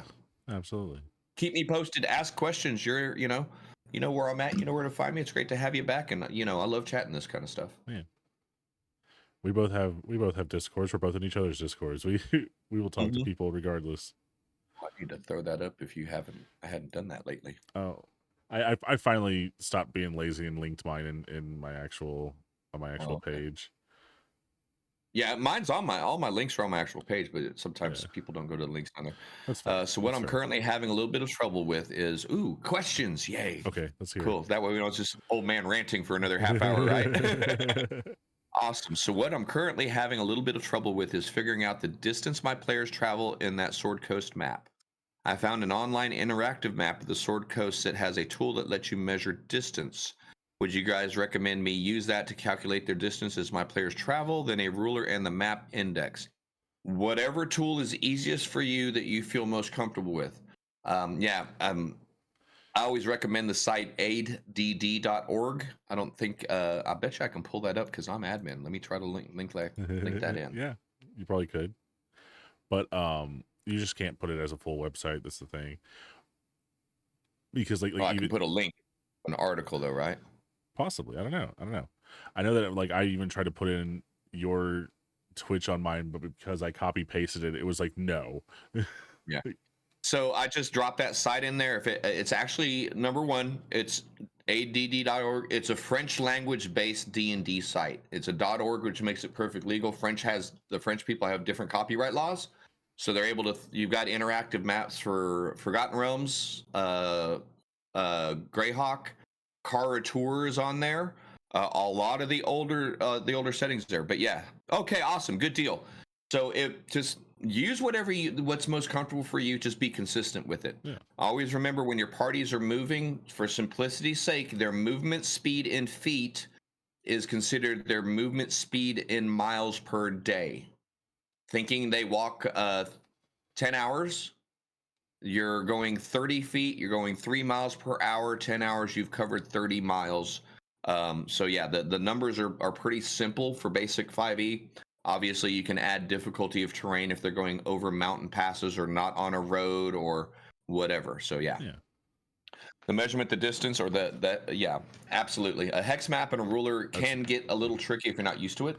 Yeah. But sometimes that helps the players to have the hexes so they can count, oh, that's 4 hexes away, 30 miles, it's 120 miles away. So, have access to both just if you want. That was going to be my suggestion, was if you can plop a hex grid over the top of it, drop that on there, it'll make your life a lot easier. Yeah, I mean, with the measurement tool is fine for us, but yeah, that's going to be the quickest way your players can look at the map and go, okay, it's going to take us 4 days to get there. It's going to take us 6 days to get there. Hexes do have their place, but whatever works the best for you, man. Yeah, absolutely. So yeah, Forgotten Realms is a fun place to play with. Like I said, hopefully you'll go back and start your start date at 1368 DR. That way you have first edition, second edition, third edition, fourth edition, fifth edition, 3 video games. Well, 16 video games, including the Myth of Draenor series and Icewind Dales, and all that becomes your stuff to play with moving forward, man. You're not committed to saying, yeah, but that's not in my world. You get to say, that could be in our world. Yeah. That's my big recommendation nowadays. I'm trying to get back my hate on the Forgotten Realms, because one simple thing, man, change your start date and everything can happen. Move up, everything probably already happened. We're going to have a hard time explaining how it happened. But yeah, everything becomes 1368 DR. The gray box edition, the original Ed Greenwood published first edition AD&D Forgotten Realms box set, that was the start date for the campaign. Where I think we're in 1496 to 98, depending on what module you play right now. So the timeline has advanced 130 years with all kinds of crazy shit happening, right? Let's look it up. So yeah, go ahead. He's gonna pull up and look at stuff. Forgotten Realms timeline. I started putting one together by my gazetteers, and oh man, I was scratching my own head, going, "Wait a minute, how does that work with that?" Within their own supplements, there's a couple of mistakes, but yeah. What are you pulling up? It says 1491 DR as of 2015. Okay, so we're in 2023, so we're probably up to 1496. The whole time my campaign is actually current Forgotten Realms is 1495. I'm sorry, current one. Okay. Yes. Now, just to be specific, most every one of the Forgotten Realms adventure books will tell you their start date within it. So it is about a 4 or 5 year range. So yeah, the 1368 gives you the entire future, man. The world is yours to develop as you see fit. You're still honoring everything that's there. You're not upsetting the Drizzt Do'Urden fans that want to have that. You just haven't got there yet in the timeline. Yeah, but you're not pissing off. Well, Baldur's Gate's not supposed to look like that. Well, that's in 160 years, bro. Just calm down a little bit, But I mean, you also have to deal freedom, with the Drizzt Do'Urden fans also playing a Dark Elf at a time where they would have likely just been killed on sight. So that's very true. That's very true. But yeah, that's, starting with that start date, whatever happens in the world is now, whatever has been published up till this point is now source material for you to build and draw into on your own. By the time, honestly, if you take that as a go, your run through Forgotten Realms in 100 years of campaign play is going to end up with a different looking version of Forgotten Realms. You've literally rebuilt the world into you and your own campaign's vision and idea through your actions. You're not bound with all of the shit that's happened up to this point. You're deciding which one of these things happen going forward. Yeah. you know, I always think to myself, like, man, like 130 years has passed in the D&D world, and like not really a lot has changed. And then I start to think about like actual real time, and I was like, oh wait, yeah, no, that's how time works. What was the technological advance? Yeah, Yeah, right. From 500 AD to 700 AD, not a lot bows got a changed. little bit longer. Yeah, Spears got a little bit longer. yeah. Um, We figured out how to make some better metals. Like that's about it, really. yeah, we learned to put a slight crest on the front of our Slight breastplate to pink deflect font. the Yeah. attack instead of our boobies here in the front to catch the attack. That's how far technology went in 200 years. Yeah. Okay, look, I've always had that issue with boob armor for like women, because exactly that issue was like, no, you would just funnel the sword directly into their fucking clavicle, like. Or directly into their fucking sternum. Yeah, I mean, well, hell, shit. What was it? The Panther tank. One of the best tanks the Germans used was a piece of shit on its first run because of a slight design flaw at the bottom of the gun that deflected any bullet that hit the lower part of the turret directly into the deck of the tank. Insta kills on the first run of the Panther. Jesus, It's a thing, dude. this shit's But yeah, wild. I know we're getting a Yeah, little sideways there. Yeah, but yeah, so technology is not going to advance a lot in 150 years. It's okay. Yeah. 1360, 1365, 68, man, have fun with it, dude. That's my opinion. That's my opinion. yeah, If you enjoy a period in the Forgotten Realms, use that as your start date. Don't feel obligated because Wizard said so. Wizard says a In lot their of little things. library of inconsistencies, it is 1495. The rest of the world, it's whatever fucking year you want it to be. Yeah, there's literally nothing stopping you like from setting in basically any year. You probably have a couple hundred years you could probably play with in that area, even Yeah. further in. Yeah. So that's if you and At I'll best, you're getting the let's colonial let's times. You yeah. I'm introduce gonna guns take one better. step sideways off of that. That's only if you and your group give a shit about canon and lore. That's true. If you don't care, then it really doesn't matter. You pick and choose and have fun with it, and go. Because honestly, that's I'm gonna take a step back in time.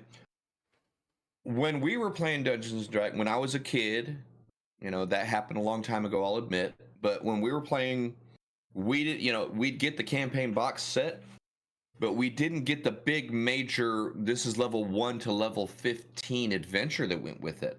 You were getting an adventure module designed for 6 to 10 character players of level 3 to 5, and it was set in this particular thing and it had this particular activity, but we had to make it, I say had to like it was a bad thing. Let me rephrase that.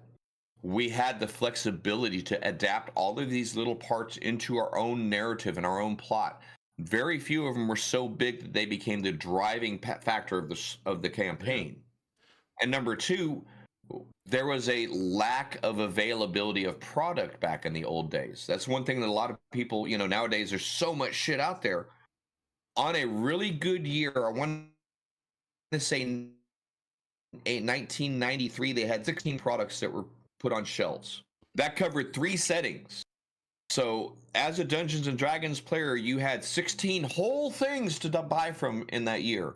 Now, that sounds like a lot, but you're talking a little 30-page module, Yeah. you know? That's And then you're going, yeah, so the that's what I was gonna say, is that availability. back in the day they weren't so much like the modules that we get now. Is what I was gonna say, is that they were more like, hey, Yeah. this is attack on the such and such keep. That's your 30-page module that you're attacking a keep. That's it. Yep, have fun. Yep. And then so we take it and add it into our story or build a story around it. So yeah, the big bads were always of your making. You had to figure out one of these nasty bad dudes and figure out how to turn them all of your collection of little modules into your story.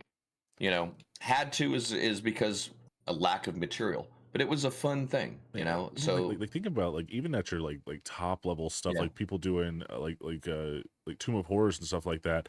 That's not even a world ending event. That is, you are in a location that doesn't really affect anything outside of it, really, you until just you fed go. Assessor Act a little Yeah, more. yeah, Your characters, your characters disappeared into anonymity as yet another group that disappeared into the vast swamp. Damn, that place sucked. yeah. And that was it. Geese, if you're still there, Rob's shouting out, telling you to read The Crystal Shard. It's actually a pretty good story. Was that part of the Icewind Dale trilogy? I could be wrong. But anyway, yeah, there's a lot of good novels out there for that time period as well, in the 1300 region. Yeah, there you go. They can give you, if you don't mind reading some novels, there's some really good ones that are not Drizzt Do'Urden and completely centered, that are more like actual reading about an adventure thing set in that region. You know, if you want to go to the Moon Sea, I always recommend Curse of the Azure Bonds as a decent story. Um, and like I said, nothing is like Pulitzer Prize winning, but it gives you content, it gives you info. Yeah. That's cool though. So I should probably try reading some of the D&D books. I probably would be into them. I started the Drizzt Do'Urden series. I think I finished the first book. I don't even know if I finished the first book. I was doing an audiobook thing for it. So I legitimately don't even know if I finished the first book. Yeah. Yeah. They were good. They're good. They're good stories. You know, again, I hate to sound like I disparage it, because honestly, the Sojourn trilogy was a good book. And you know, even though I do sound like a grumpy ass grognard, anything that is going to bring more players to the game is not a bad thing. Yeah. The only problem is when the expectations are that this is what D&D is supposed to be, what I read in this book. Now, you're like, no, it's so much more than that. But Dungeon Masters, you got to remember, that's what got them to the table. So you don't want to yank that rug right out from underneath them and say, your shit's stupid, your shit sucks, we're playing my way. Because that was their connection to the game. Yeah. You know, early on, you want to use what they like. You know, fucking, we're trying to get them hooked, dude. Hey, hi, Sapichi. Thank you for joining us. Oh man, constant lack of Oh, sleep that haunts your productivity. Ooh, it is. I need to Yeah, this go. is like way super late for you to, or I, early in the morning, I guess. Huh? I need to go look at their thing that Late they at night. posted. Yeah, I saw that they posted their It's class. I need interesting. to look at it. It's Yeah. actually pretty interesting. A lot of the balance adjustments we were kicking back Yeah. and forth. Sapichi did a really good job of making sure that, you know, taking a lot of what we were talking about. There's a couple little things that, like it's like we were talking. We're at the point where it's like playtest, playtest, playtest. Yeah. Playtest, playtest, playtest, playtest, and some of the glaring, some of the things you're not sure are problems will either become glaring problems, or you'll be like, that's not a big deal, Yeah. you know. But yeah, it's I think it's almost all. No, he's still. He said he's going to check it out soon. Yeah. So, Yeah. I gotta look at it. Yeah. Sorry. I saw but it yeah, I today while I think, was at work, and I was like, "Oh man, I need to read that later on today." yeah, awesome. But you know, settings, playing with races, adapting to each other. It is a collaboration type of a thing. You know, players are going to feel differently about things. You know, some guys guys and girls are going to be okay with the ultra restrictive. I mean, for example, if you're a Poggy Walkie, there you go. If you're a Dragonlance fan and you want to honor Dragonlance as its story, as its setting, and respect for that, probably 3/4 of the playable races don't even exist on Kryn. Yeah. If you want to honor the Weiss and Hickman spectacular novels, the Dragonlance saga, and honestly, the return the newest one, the Takasis one, is good. It's pretty good. Some awesome stories, and Kryn is a great world, man. Kryn is a well developed, multiple content world. But you're going to be saying no to a lot of stuff that your 5e players want to bring to the Yeah. table. It's You know, yeah. Like looking into that book, it's basically its own setting. Like don't like yeah. Like there's subclasses in there that you can't use outside of that setting, even stuff like that. Like Mhm. yeah. So it's its own world. Like yeah, 100%. and you know, do you dilute that world by allowing stuff from the outside to come in to appease your players? Do you dilute the value of that existence by allowing those subclasses to march around out in the Forgotten Realms? You know, like for example, the Purple Knight. I guess, what is it called? The Purple Knight subclass from Fighter. Yeah, something like that. Yeah, I know what you're talking about. But I don't know the name Yeah, of it that's though. supposed to be a core mirror specific subclass, It's tied into the history of the Forgotten Realms for that one particular region. Purple Knight, I think it's called. But you know, motherfucker, shit would be using Purple Knights in Ravnica. What? Whatever. like I just sat down on a call with two D&D newbies for 3.5 hours straight, making both of them characters while one is loud and is thinking of D&D as a video game. You want to win. The other's just trying to make a character he will like, but also being very hesitant on how to play them. It went well. Yeah, hey, man, that's DM. That's Yeah. D&D. Hell yeah, I'm glad you. Awesome. I'm glad you're getting some players together and helping them out. Uh, the video game mentality, yeah, that's kind of what we're talking about a little bit today. Is how do you meet them where they are while leading them away from where they were. If that sounds right, you know? Yeah.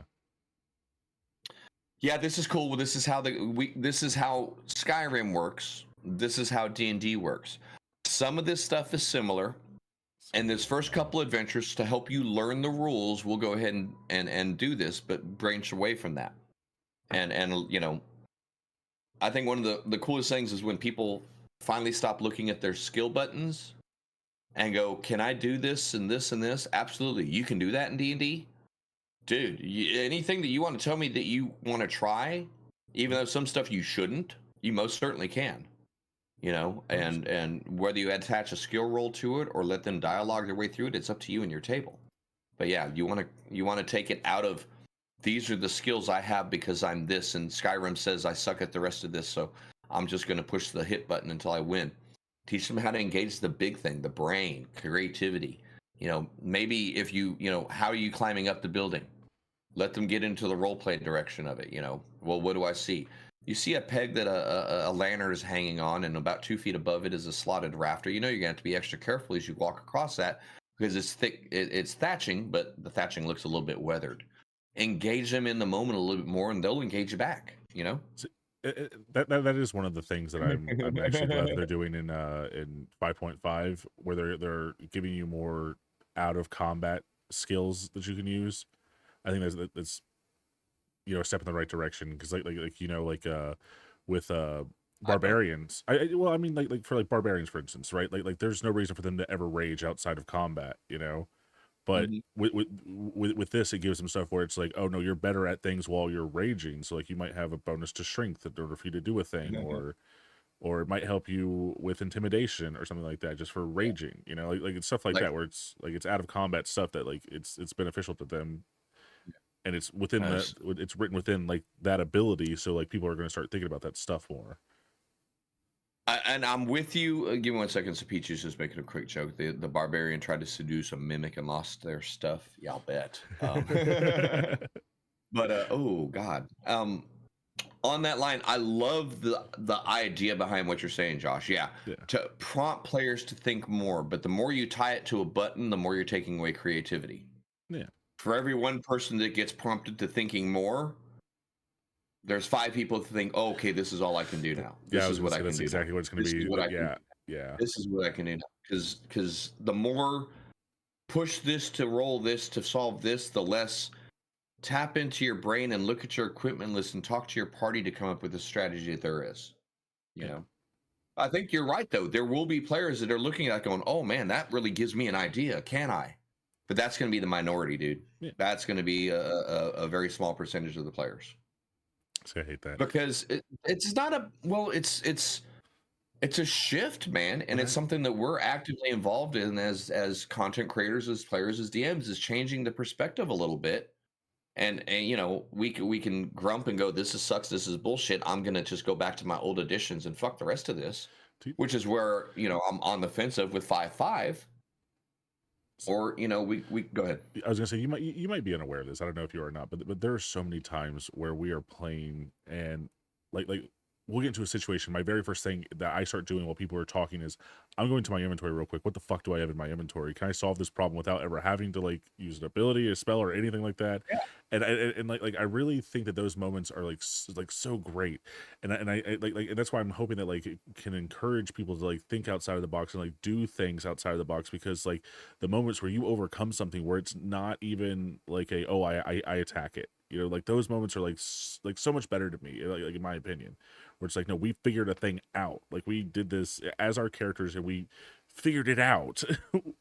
Dude, I 100% in agreement, Yeah, and that's why how I've always tried to encourage you guys.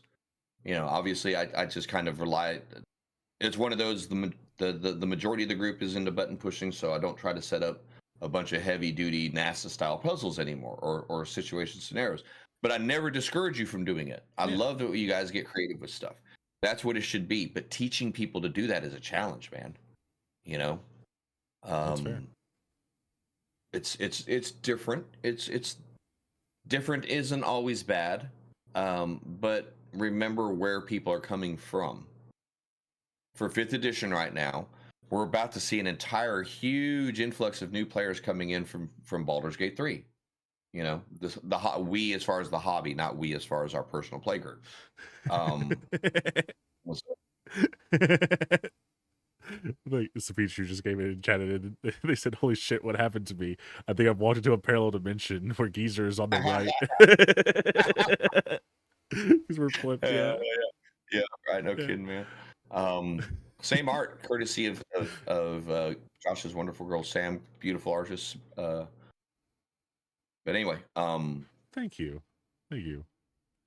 They were so saying the whole they were oh saying no, go ahead. they were saying Josh, your passion is evident in your approach to playing. That passion is what we grew up with, so you're an Yeah. exception to a lot of the younger players. Yeah. Yeah, and I've said that a lot. As you know, it's like I'm thankful to have him because it's like he's like I'm with you, man. It's validating, but he is definitely a little bit different than the modern. Just started playing 5e in the last year, and everyone's a superhero. Everyone's Captain Kirk. We're all gonna, it's the me show. Me first in the gimme gimmies. If you remember that old punk band, Yes. that's a lot of Yeah. that's a lot of people's mentality, dude. You have fools asking about loot in the middle of fucking initiative. Y'all, this ain't World of Warcraft. It ain't a right click, put your shit in your bag and go, man. Come on. Talk about Jim. I've been playing Maple Story lately. I don't even have to click on shit. I got a pet that does that. Dude, as long as we online, as long as I remember once every 5 minutes to click that icon on the bottom, every damn thing I killed for the last 4 minutes and 58 seconds goes in my inventory. Hell yeah. I know lazy loot, motherfucker. 100%. Excuse my 100%. language, but yeah. Yeah, don't tell. Your secret's safe with me. Then go. Yeah, I got you. But anyway, we're oh, he's probably telling us both. He's gonna pit us against each other. Rude. But It's so I just but want you to know it that, makes me feel weird when people are like younger people, like younger players. I know I'm not as old as you, but I'm in my 30s, so it's weird for people to be like, "Oh, younger people." That's such an odd thing for me. that's kind of where you land, dude. I mean, Right? fair enough. Fair enough. But it's and it certainly don't want to sound ageist in it. It's just more, I guess you could say, generational differences and No, absolutely. expectations in gaming. Yeah. You Well, know, this is such a weird thought, but I was having this thought because I've been playing a lot of Kingdom Hearts lately, right? And yeah. I like how a lot of people are more into these the like stuff like Skyrim, like click on a thing, go do a quest, go do a thing. Oh, happy ending at the end, we save the world, kind of stuff. And it's like I grew up on games like Kingdom Hearts, for instance, that does not have a happy ending. Like the ending of that game is sad. Like you do not get what you're questing for the entire game. And it's like one of those things where it's like but the story, like how you got there was what was important, not like how it ended up. And that's Hmm. motivation to continue because it was sad. Like, let me go and fix this now, kind of Yeah. stuff, And I think that's like it's just like maybe because because I do play a lot of games, but maybe it's the type of games that I play that like differentiate like how I see playing D&D. Because I'm not big on to like let me just follow a story and do a thing. I'd much rather, you know, The yeah. video game that my generation was playing while we were playing video D&D was called Zork, and it was a black screen with white text, I know Zork. I and downloaded a you DOS type emulator just so I could play it. I know dude. it. So the playing an RPG video game for us in Zork and Zork 2 was playing fucking Dungeons and Dragons. We go north. Oh, we light a torch. Oh, Yeah. it wouldn't, if you're not familiar with Zork, it was a purely text-based game, and it would only return an answer when you gave it the correct text prompt. Yeah.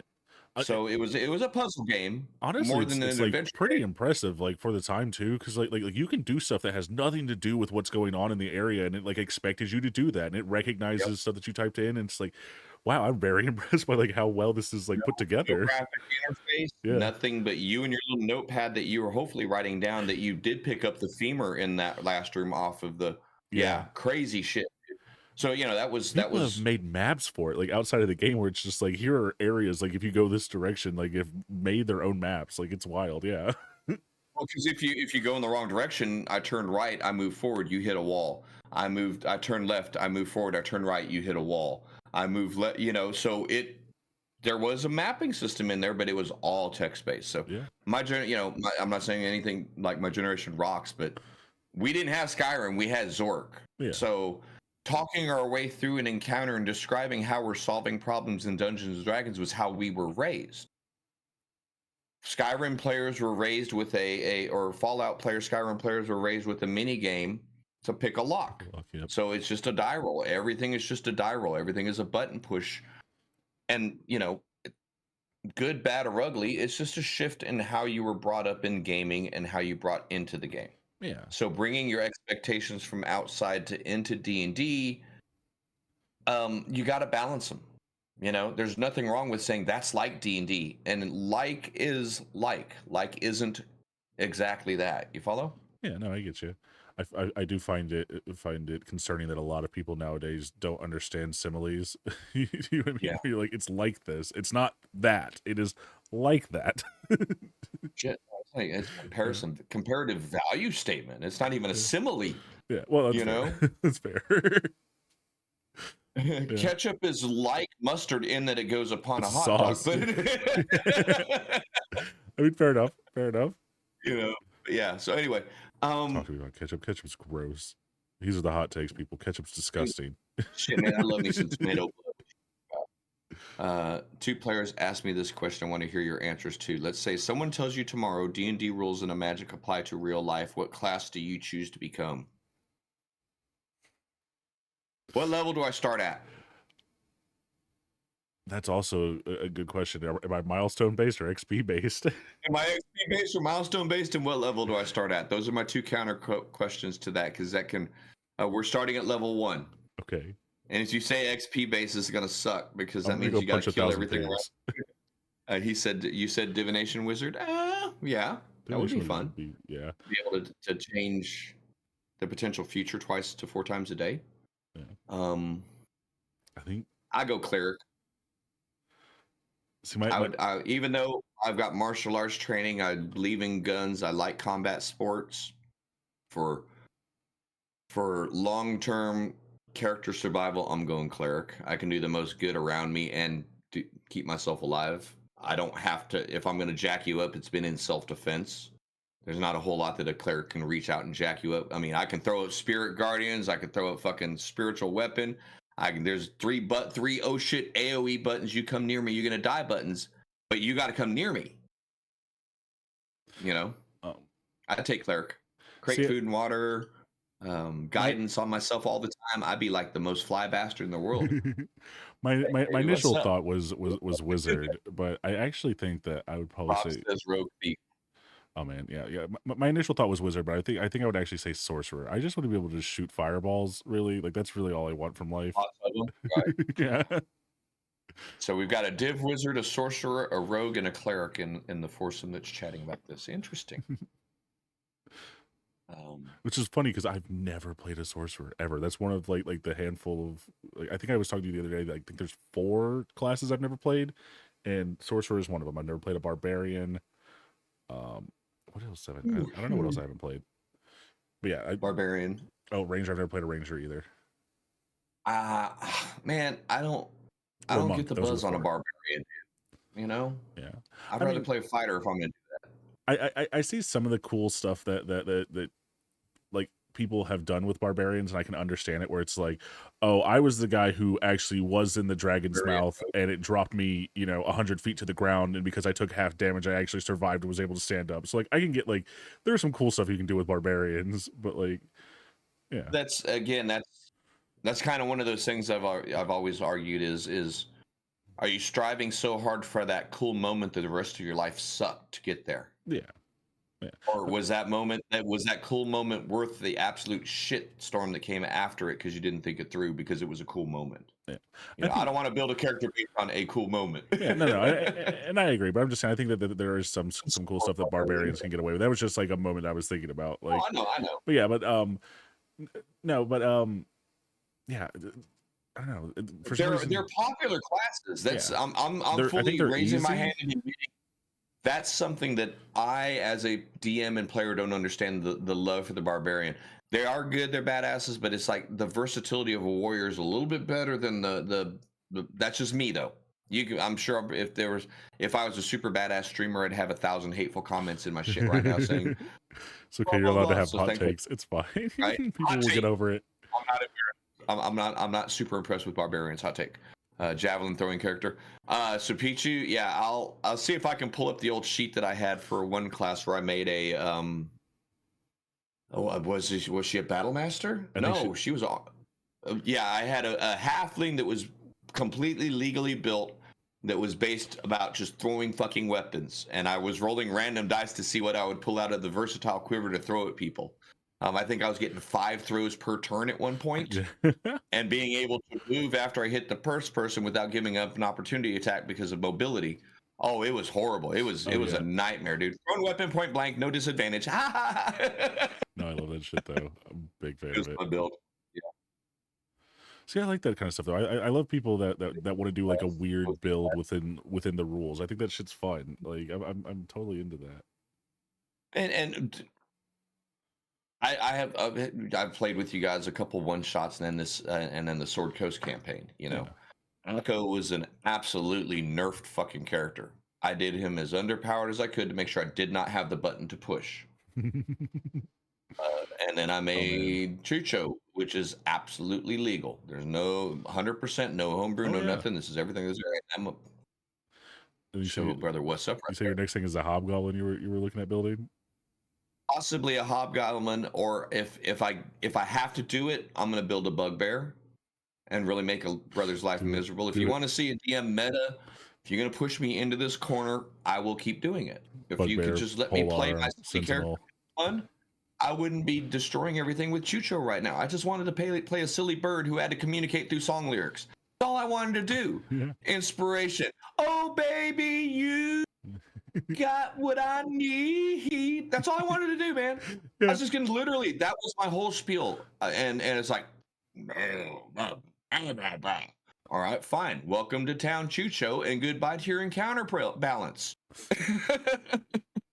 Yeah. But Oh man. yeah, yeah, 100% do it. Bugbear, polearm master, sentinel. Yeah, 100% do it. Okay, we're gonna be level 8 when I make this. You know that. Yep, that's what I'm saying. Take both of those immediately. Oh god, that'll be horrifying. Horrifying. Yep. So, but I don't know, man. I might. We'll see. We'll see what happens. I want to keep playing Chucho. It's just it's a situation is what It's it yeah, is I as far as know. RP goes. No, and I fully understand that. Like 100%. I'm in agreement with you. Like there's But with no, yeah, there's if one of our people is 100% just an evil character, that's yeah, that's going directly against everything that we're doing. Like I understand 100%. but this is the question I have, and Umsh gets a pass because Umsh is you're playing him as a little kid. It would Yeah, be out of his character to really get involved. But why is the other 3 people in the group just perfectly fine with this shit? I don't know. I don't know. That goes And all the way back to what we were talking about an hour ago, as far as the morality of the group has I decayed to support the gameplay of the absolute worst behaved person. I'm Because we don't want to get in their way. We don't want to tell them no. We don't want to hurt their little feelings. We want to give each other space to play. And then we end up losing 8 months of fucking game time through a betrayal. And let's get on the boat and go to the next place. No, I'm out. My character's out. yeah. You're gonna play. This is what your character would do. That's cool. This is what my character's doing. You lost your healer. Yeah, You see, know. I'm trying in my own like playing my character way, trying to be like, but we're the good guys. We got to go do this thing. We got to, save our vampire chick and stuff like that. Where it's like, no, like we promised we were doing this. So like I'm trying to do it in like that way where but like it doesn't seem to be doing much of anything. So I mean, but that's okay. If that's the theme of the campaign and the way the campaign's flowing and the gist of the group is they want to continue supporting this style of gameplay with this character leading you, I've got to make a character that's going to go along with that. I'm sick of pushing against it. I'm also You gonna know? gonna give Cindy a pass because by the time that Saturday's rolled around, she's worked 120 hours and she just doesn't care. Yeah. So I'm also giving her a pass. Yeah. So so it is what it is. It's something that comes up in a lot of campaigns. Yeah. As both as a DM that tries to deal with it and as a player who's on the outside of it as well. It just mystifies me. I mean, I stand up and scream and this ain't right. And I look around at the cameras and everyone's like,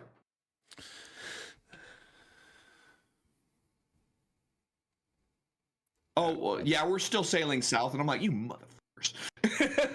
I wish I would have thought about even like asking Pan Am like whenever we got there because I didn't even consider like, hey, do you want us to come help you? Like I never even considered asking her like because you weren't there like at the time.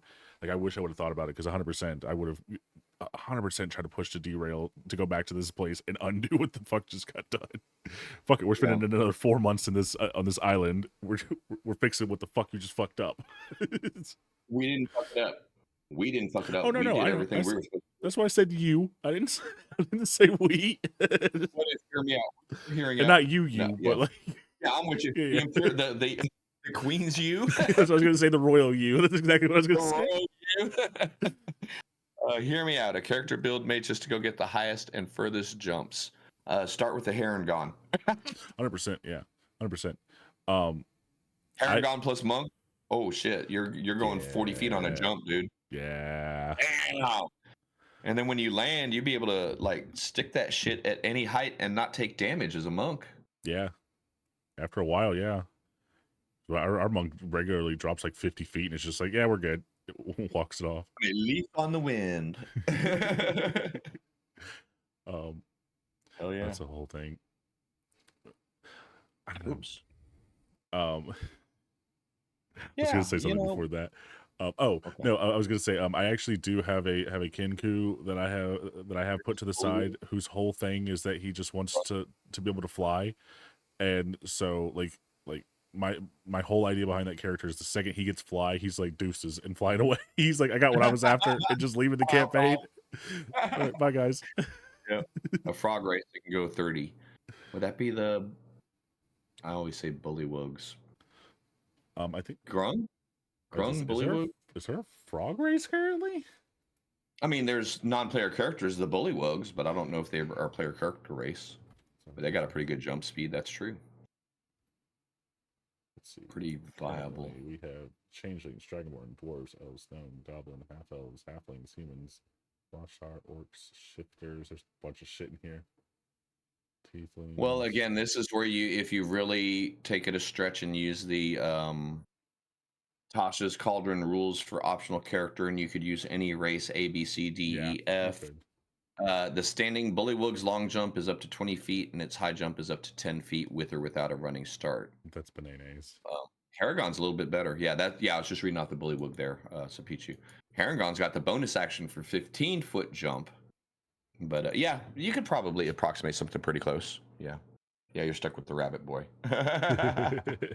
We come up with the kangaroo, a marsupial. Oh shit! What just Oh happened shit! there? What? For some reason, my Discord dropped out, and I don't know what happened. That was fast. Or what was Tank Girl, the Rippers, the mutant Oh man, kangaroos? yes. That would be a fun race, man. I want to run a Ripper. I'm into that. Oh man, okay, look, Baseball cards. completely like side tangent thing here. But the fact that Tank Girl and Boogie are a couple is fucking weird because he was always an animal. Like he was always an animal. The other ones weren't. He was always an animal. Yeah. Yeah. That shit's weird to me.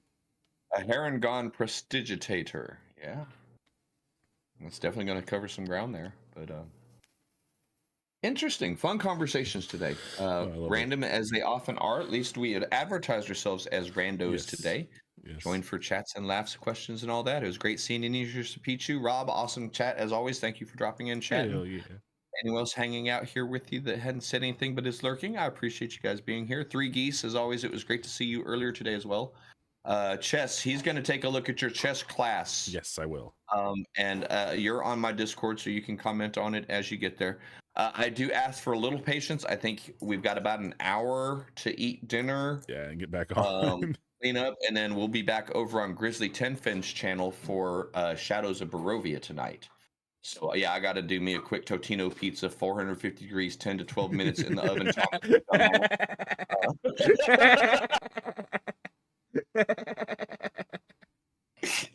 Inside joke.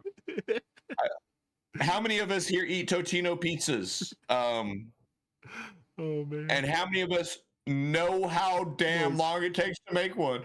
My bro, he got caught on camera reading the fucking back of the pizza. He's like 38. He'd been eating Totino a long time. Look, I'm not even gonna play. Yeah, we'll probably both. You don't know what a Totino pizza is? Oh man. Party time pizza? Yeah, they're like little shitty pizzas. They're delicious. I think so. I forget that you're in Europe, dude. You may not have those there. Oh, they might, but they're called something different. They're probably not even food. That's what I was about to say. Yeah, more than likely. Yeah. I got to remember that, like food safety laws. Yeah, I mean, like there's so many like interesting things where it's like, yeah, America just really is bad at like having their food. Yeah, we suck food. Yeah, because like one of the things that like I learned about like in Asia, like the reason that they're able to eat just raw eggs constantly is because they have like a higher grade like egg production, so they're actually safe for them to eat without getting salmonella. Yeah. Oh, you live in Morocco. Ooh. Awesome. Great to see you. Well, good deal. Appreciate you sharing that. Southern U.S.'s are here. Or boom in popularity online. If you want American culture here, I have to go through Europe first. Oh yeah, brother. Man. I can't even like try to send you a Totino because that shit would disintegrate as soon as it got thawed. 100%. Yeah, it would be. Even if it got to you, it would be soggy by the time it got to you. Yeah, I promise you, you're not missing anything. No, not really. It is like an American staple, munchy, quick, easy food culture thing. Yeah. And it's one of those things that by the age 7, you should know how to make a Totino if you're a suburban American.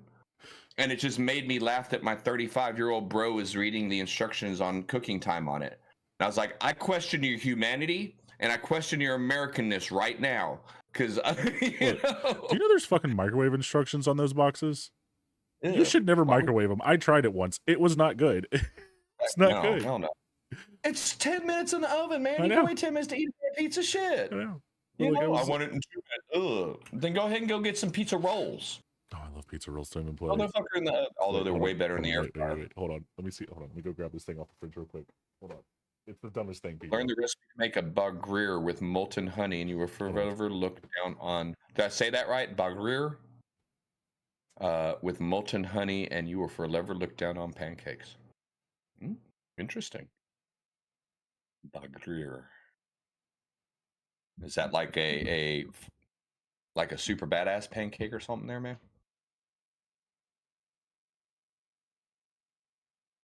See, now I'm getting hungry. I'm gonna have to make me a Totino's before my next session.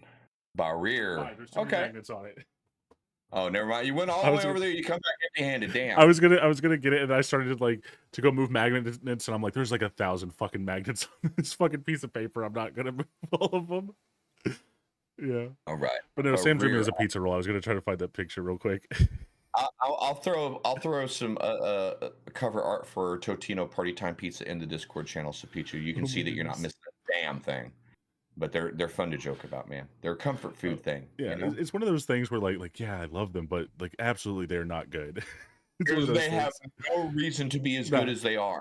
There's nothing. It's like the cheese really don't have any flavor on its own. The sauce has like a piece of oregano that magically infects like 4 inches around it, and that's it. The meat's just little bitty diced up. It's like the end trimming, just little bitty. Yeah, they're literal cubes too. Like it's not like they've been chunked. They're actual cubes. It's so low quality and so bad, but I don't know On what the my bread soul, is it's either. so good. Oh, dude, it's a fucking oversized saltine. Yeah, It's just an oversized ass yeah, saltine, straight up, man. yeah, You know, because it's got to stay kind of hard to keep that sauce from soaking in and making it all nasty. yeah. You know, yeah. But no, So we're yeah. closing out our D&D stream, breaking down the anatomy of a Totino pizza for our friend in Morocco. Fuck yeah, man! Hell Welcome yeah. to Twitch, right? No, I love that shit. That's amazing. Oh yeah, awesome. Some butter and cream cheese makes it good. Okay, barriers are basically pancakes but less sweet, and they have 1,000 holes, so they're edible pancake sponges that soak up. Oh, so it's like you're gonna the pancake type dough, spongier like cornbread Okay, type of yeah, a thing yeah, yeah. Okay. with a lot of absorbable space. Ooh, yeah, that sounds kind of good. As soon as you said I holes, do I like. was like, "Ooh, waffle! I'm into it." No, waffles is compartments, flavor Yeah. boxes.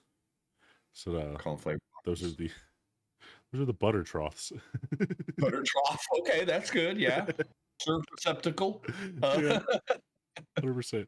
Oh man, there was a minute I was buying this like stupid bougie ass fucking pancake syrup that was like bourbon aged pancake syrup. The shit is the bomb, but is way too expensive.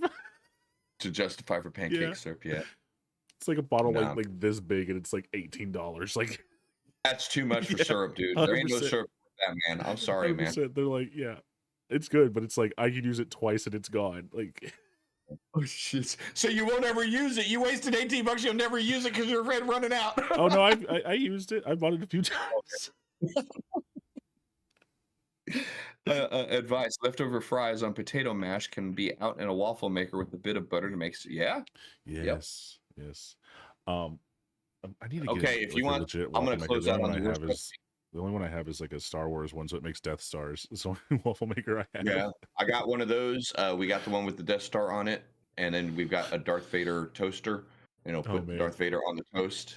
You one of know, the okay, super American thing, and then I'll let you go. Sorry, it's just one of the dumbest things. My mother wanted it, and I bought it for her birthday like years ago. But they make fucking hot dog toasters. Have you seen these things? yeah, Oh my god, I don't think that any other country would have them. But yeah, literally, it is a toaster that you put two hot dogs in. You can put buns in it. You push it down, and it pops up. And you got hot dogs ready to go. yeah. But yeah, I do got to drop out here. I got Yeah, I now gotta an get my hour and food. 15 minutes to get some food done and get a little bit of housework done, get some prep ready for tonight, and then we'll be back. But if hey, it was great seeing everybody. Thank you, thank you, thank you. Whether you're here for a few minutes or whether you're here for the whole time. It's been a lot of fun. Do remember September's like, follow, Absolutely. subscribes, do all the things.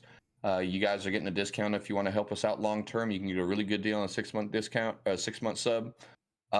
Plus side is Twitch is actually paying the full amount out, so it's not like they're screwing you and screwing us. If you want to support us, me, Josh, anyone, it could be Allevious Animal Sanctuary because you like watching the cows walk around. Now's a good time to drop a sub on some people and help us keep what we're doing here. Absolutely. And apparently, I don't know how many, apparently people don't really know this, but Amazon Prime, if you have it, you can subscribe for a month for free to anybody. You can go month to Yeah, month. month to month on it. Yeah. Not like a one-time thing. You just got to remember to renew it. It won't automatically renew. Yes, correct. Yeah, if you got an Amazon Prime sitting around and you know a friend, you know a buddy, or you enjoying any of us and you want to support them, just go through the extra step, link your Prime. You're not linking, but you can send the subscription from your Prime. It don't cost you anything because you already paid for it with your Prime. Absolutely. But yeah. Hey, we're gonna cut this one short because we're gonna Yes. be doing Yeah, we gotta this go. again in an hour and 15 minutes over on Josh's channel. Absolutely. What we do in the shadows of Barovia, and we'll be back for that soon. Thank you so much for tuning in with us, and I am outsies now. Hi, everybody.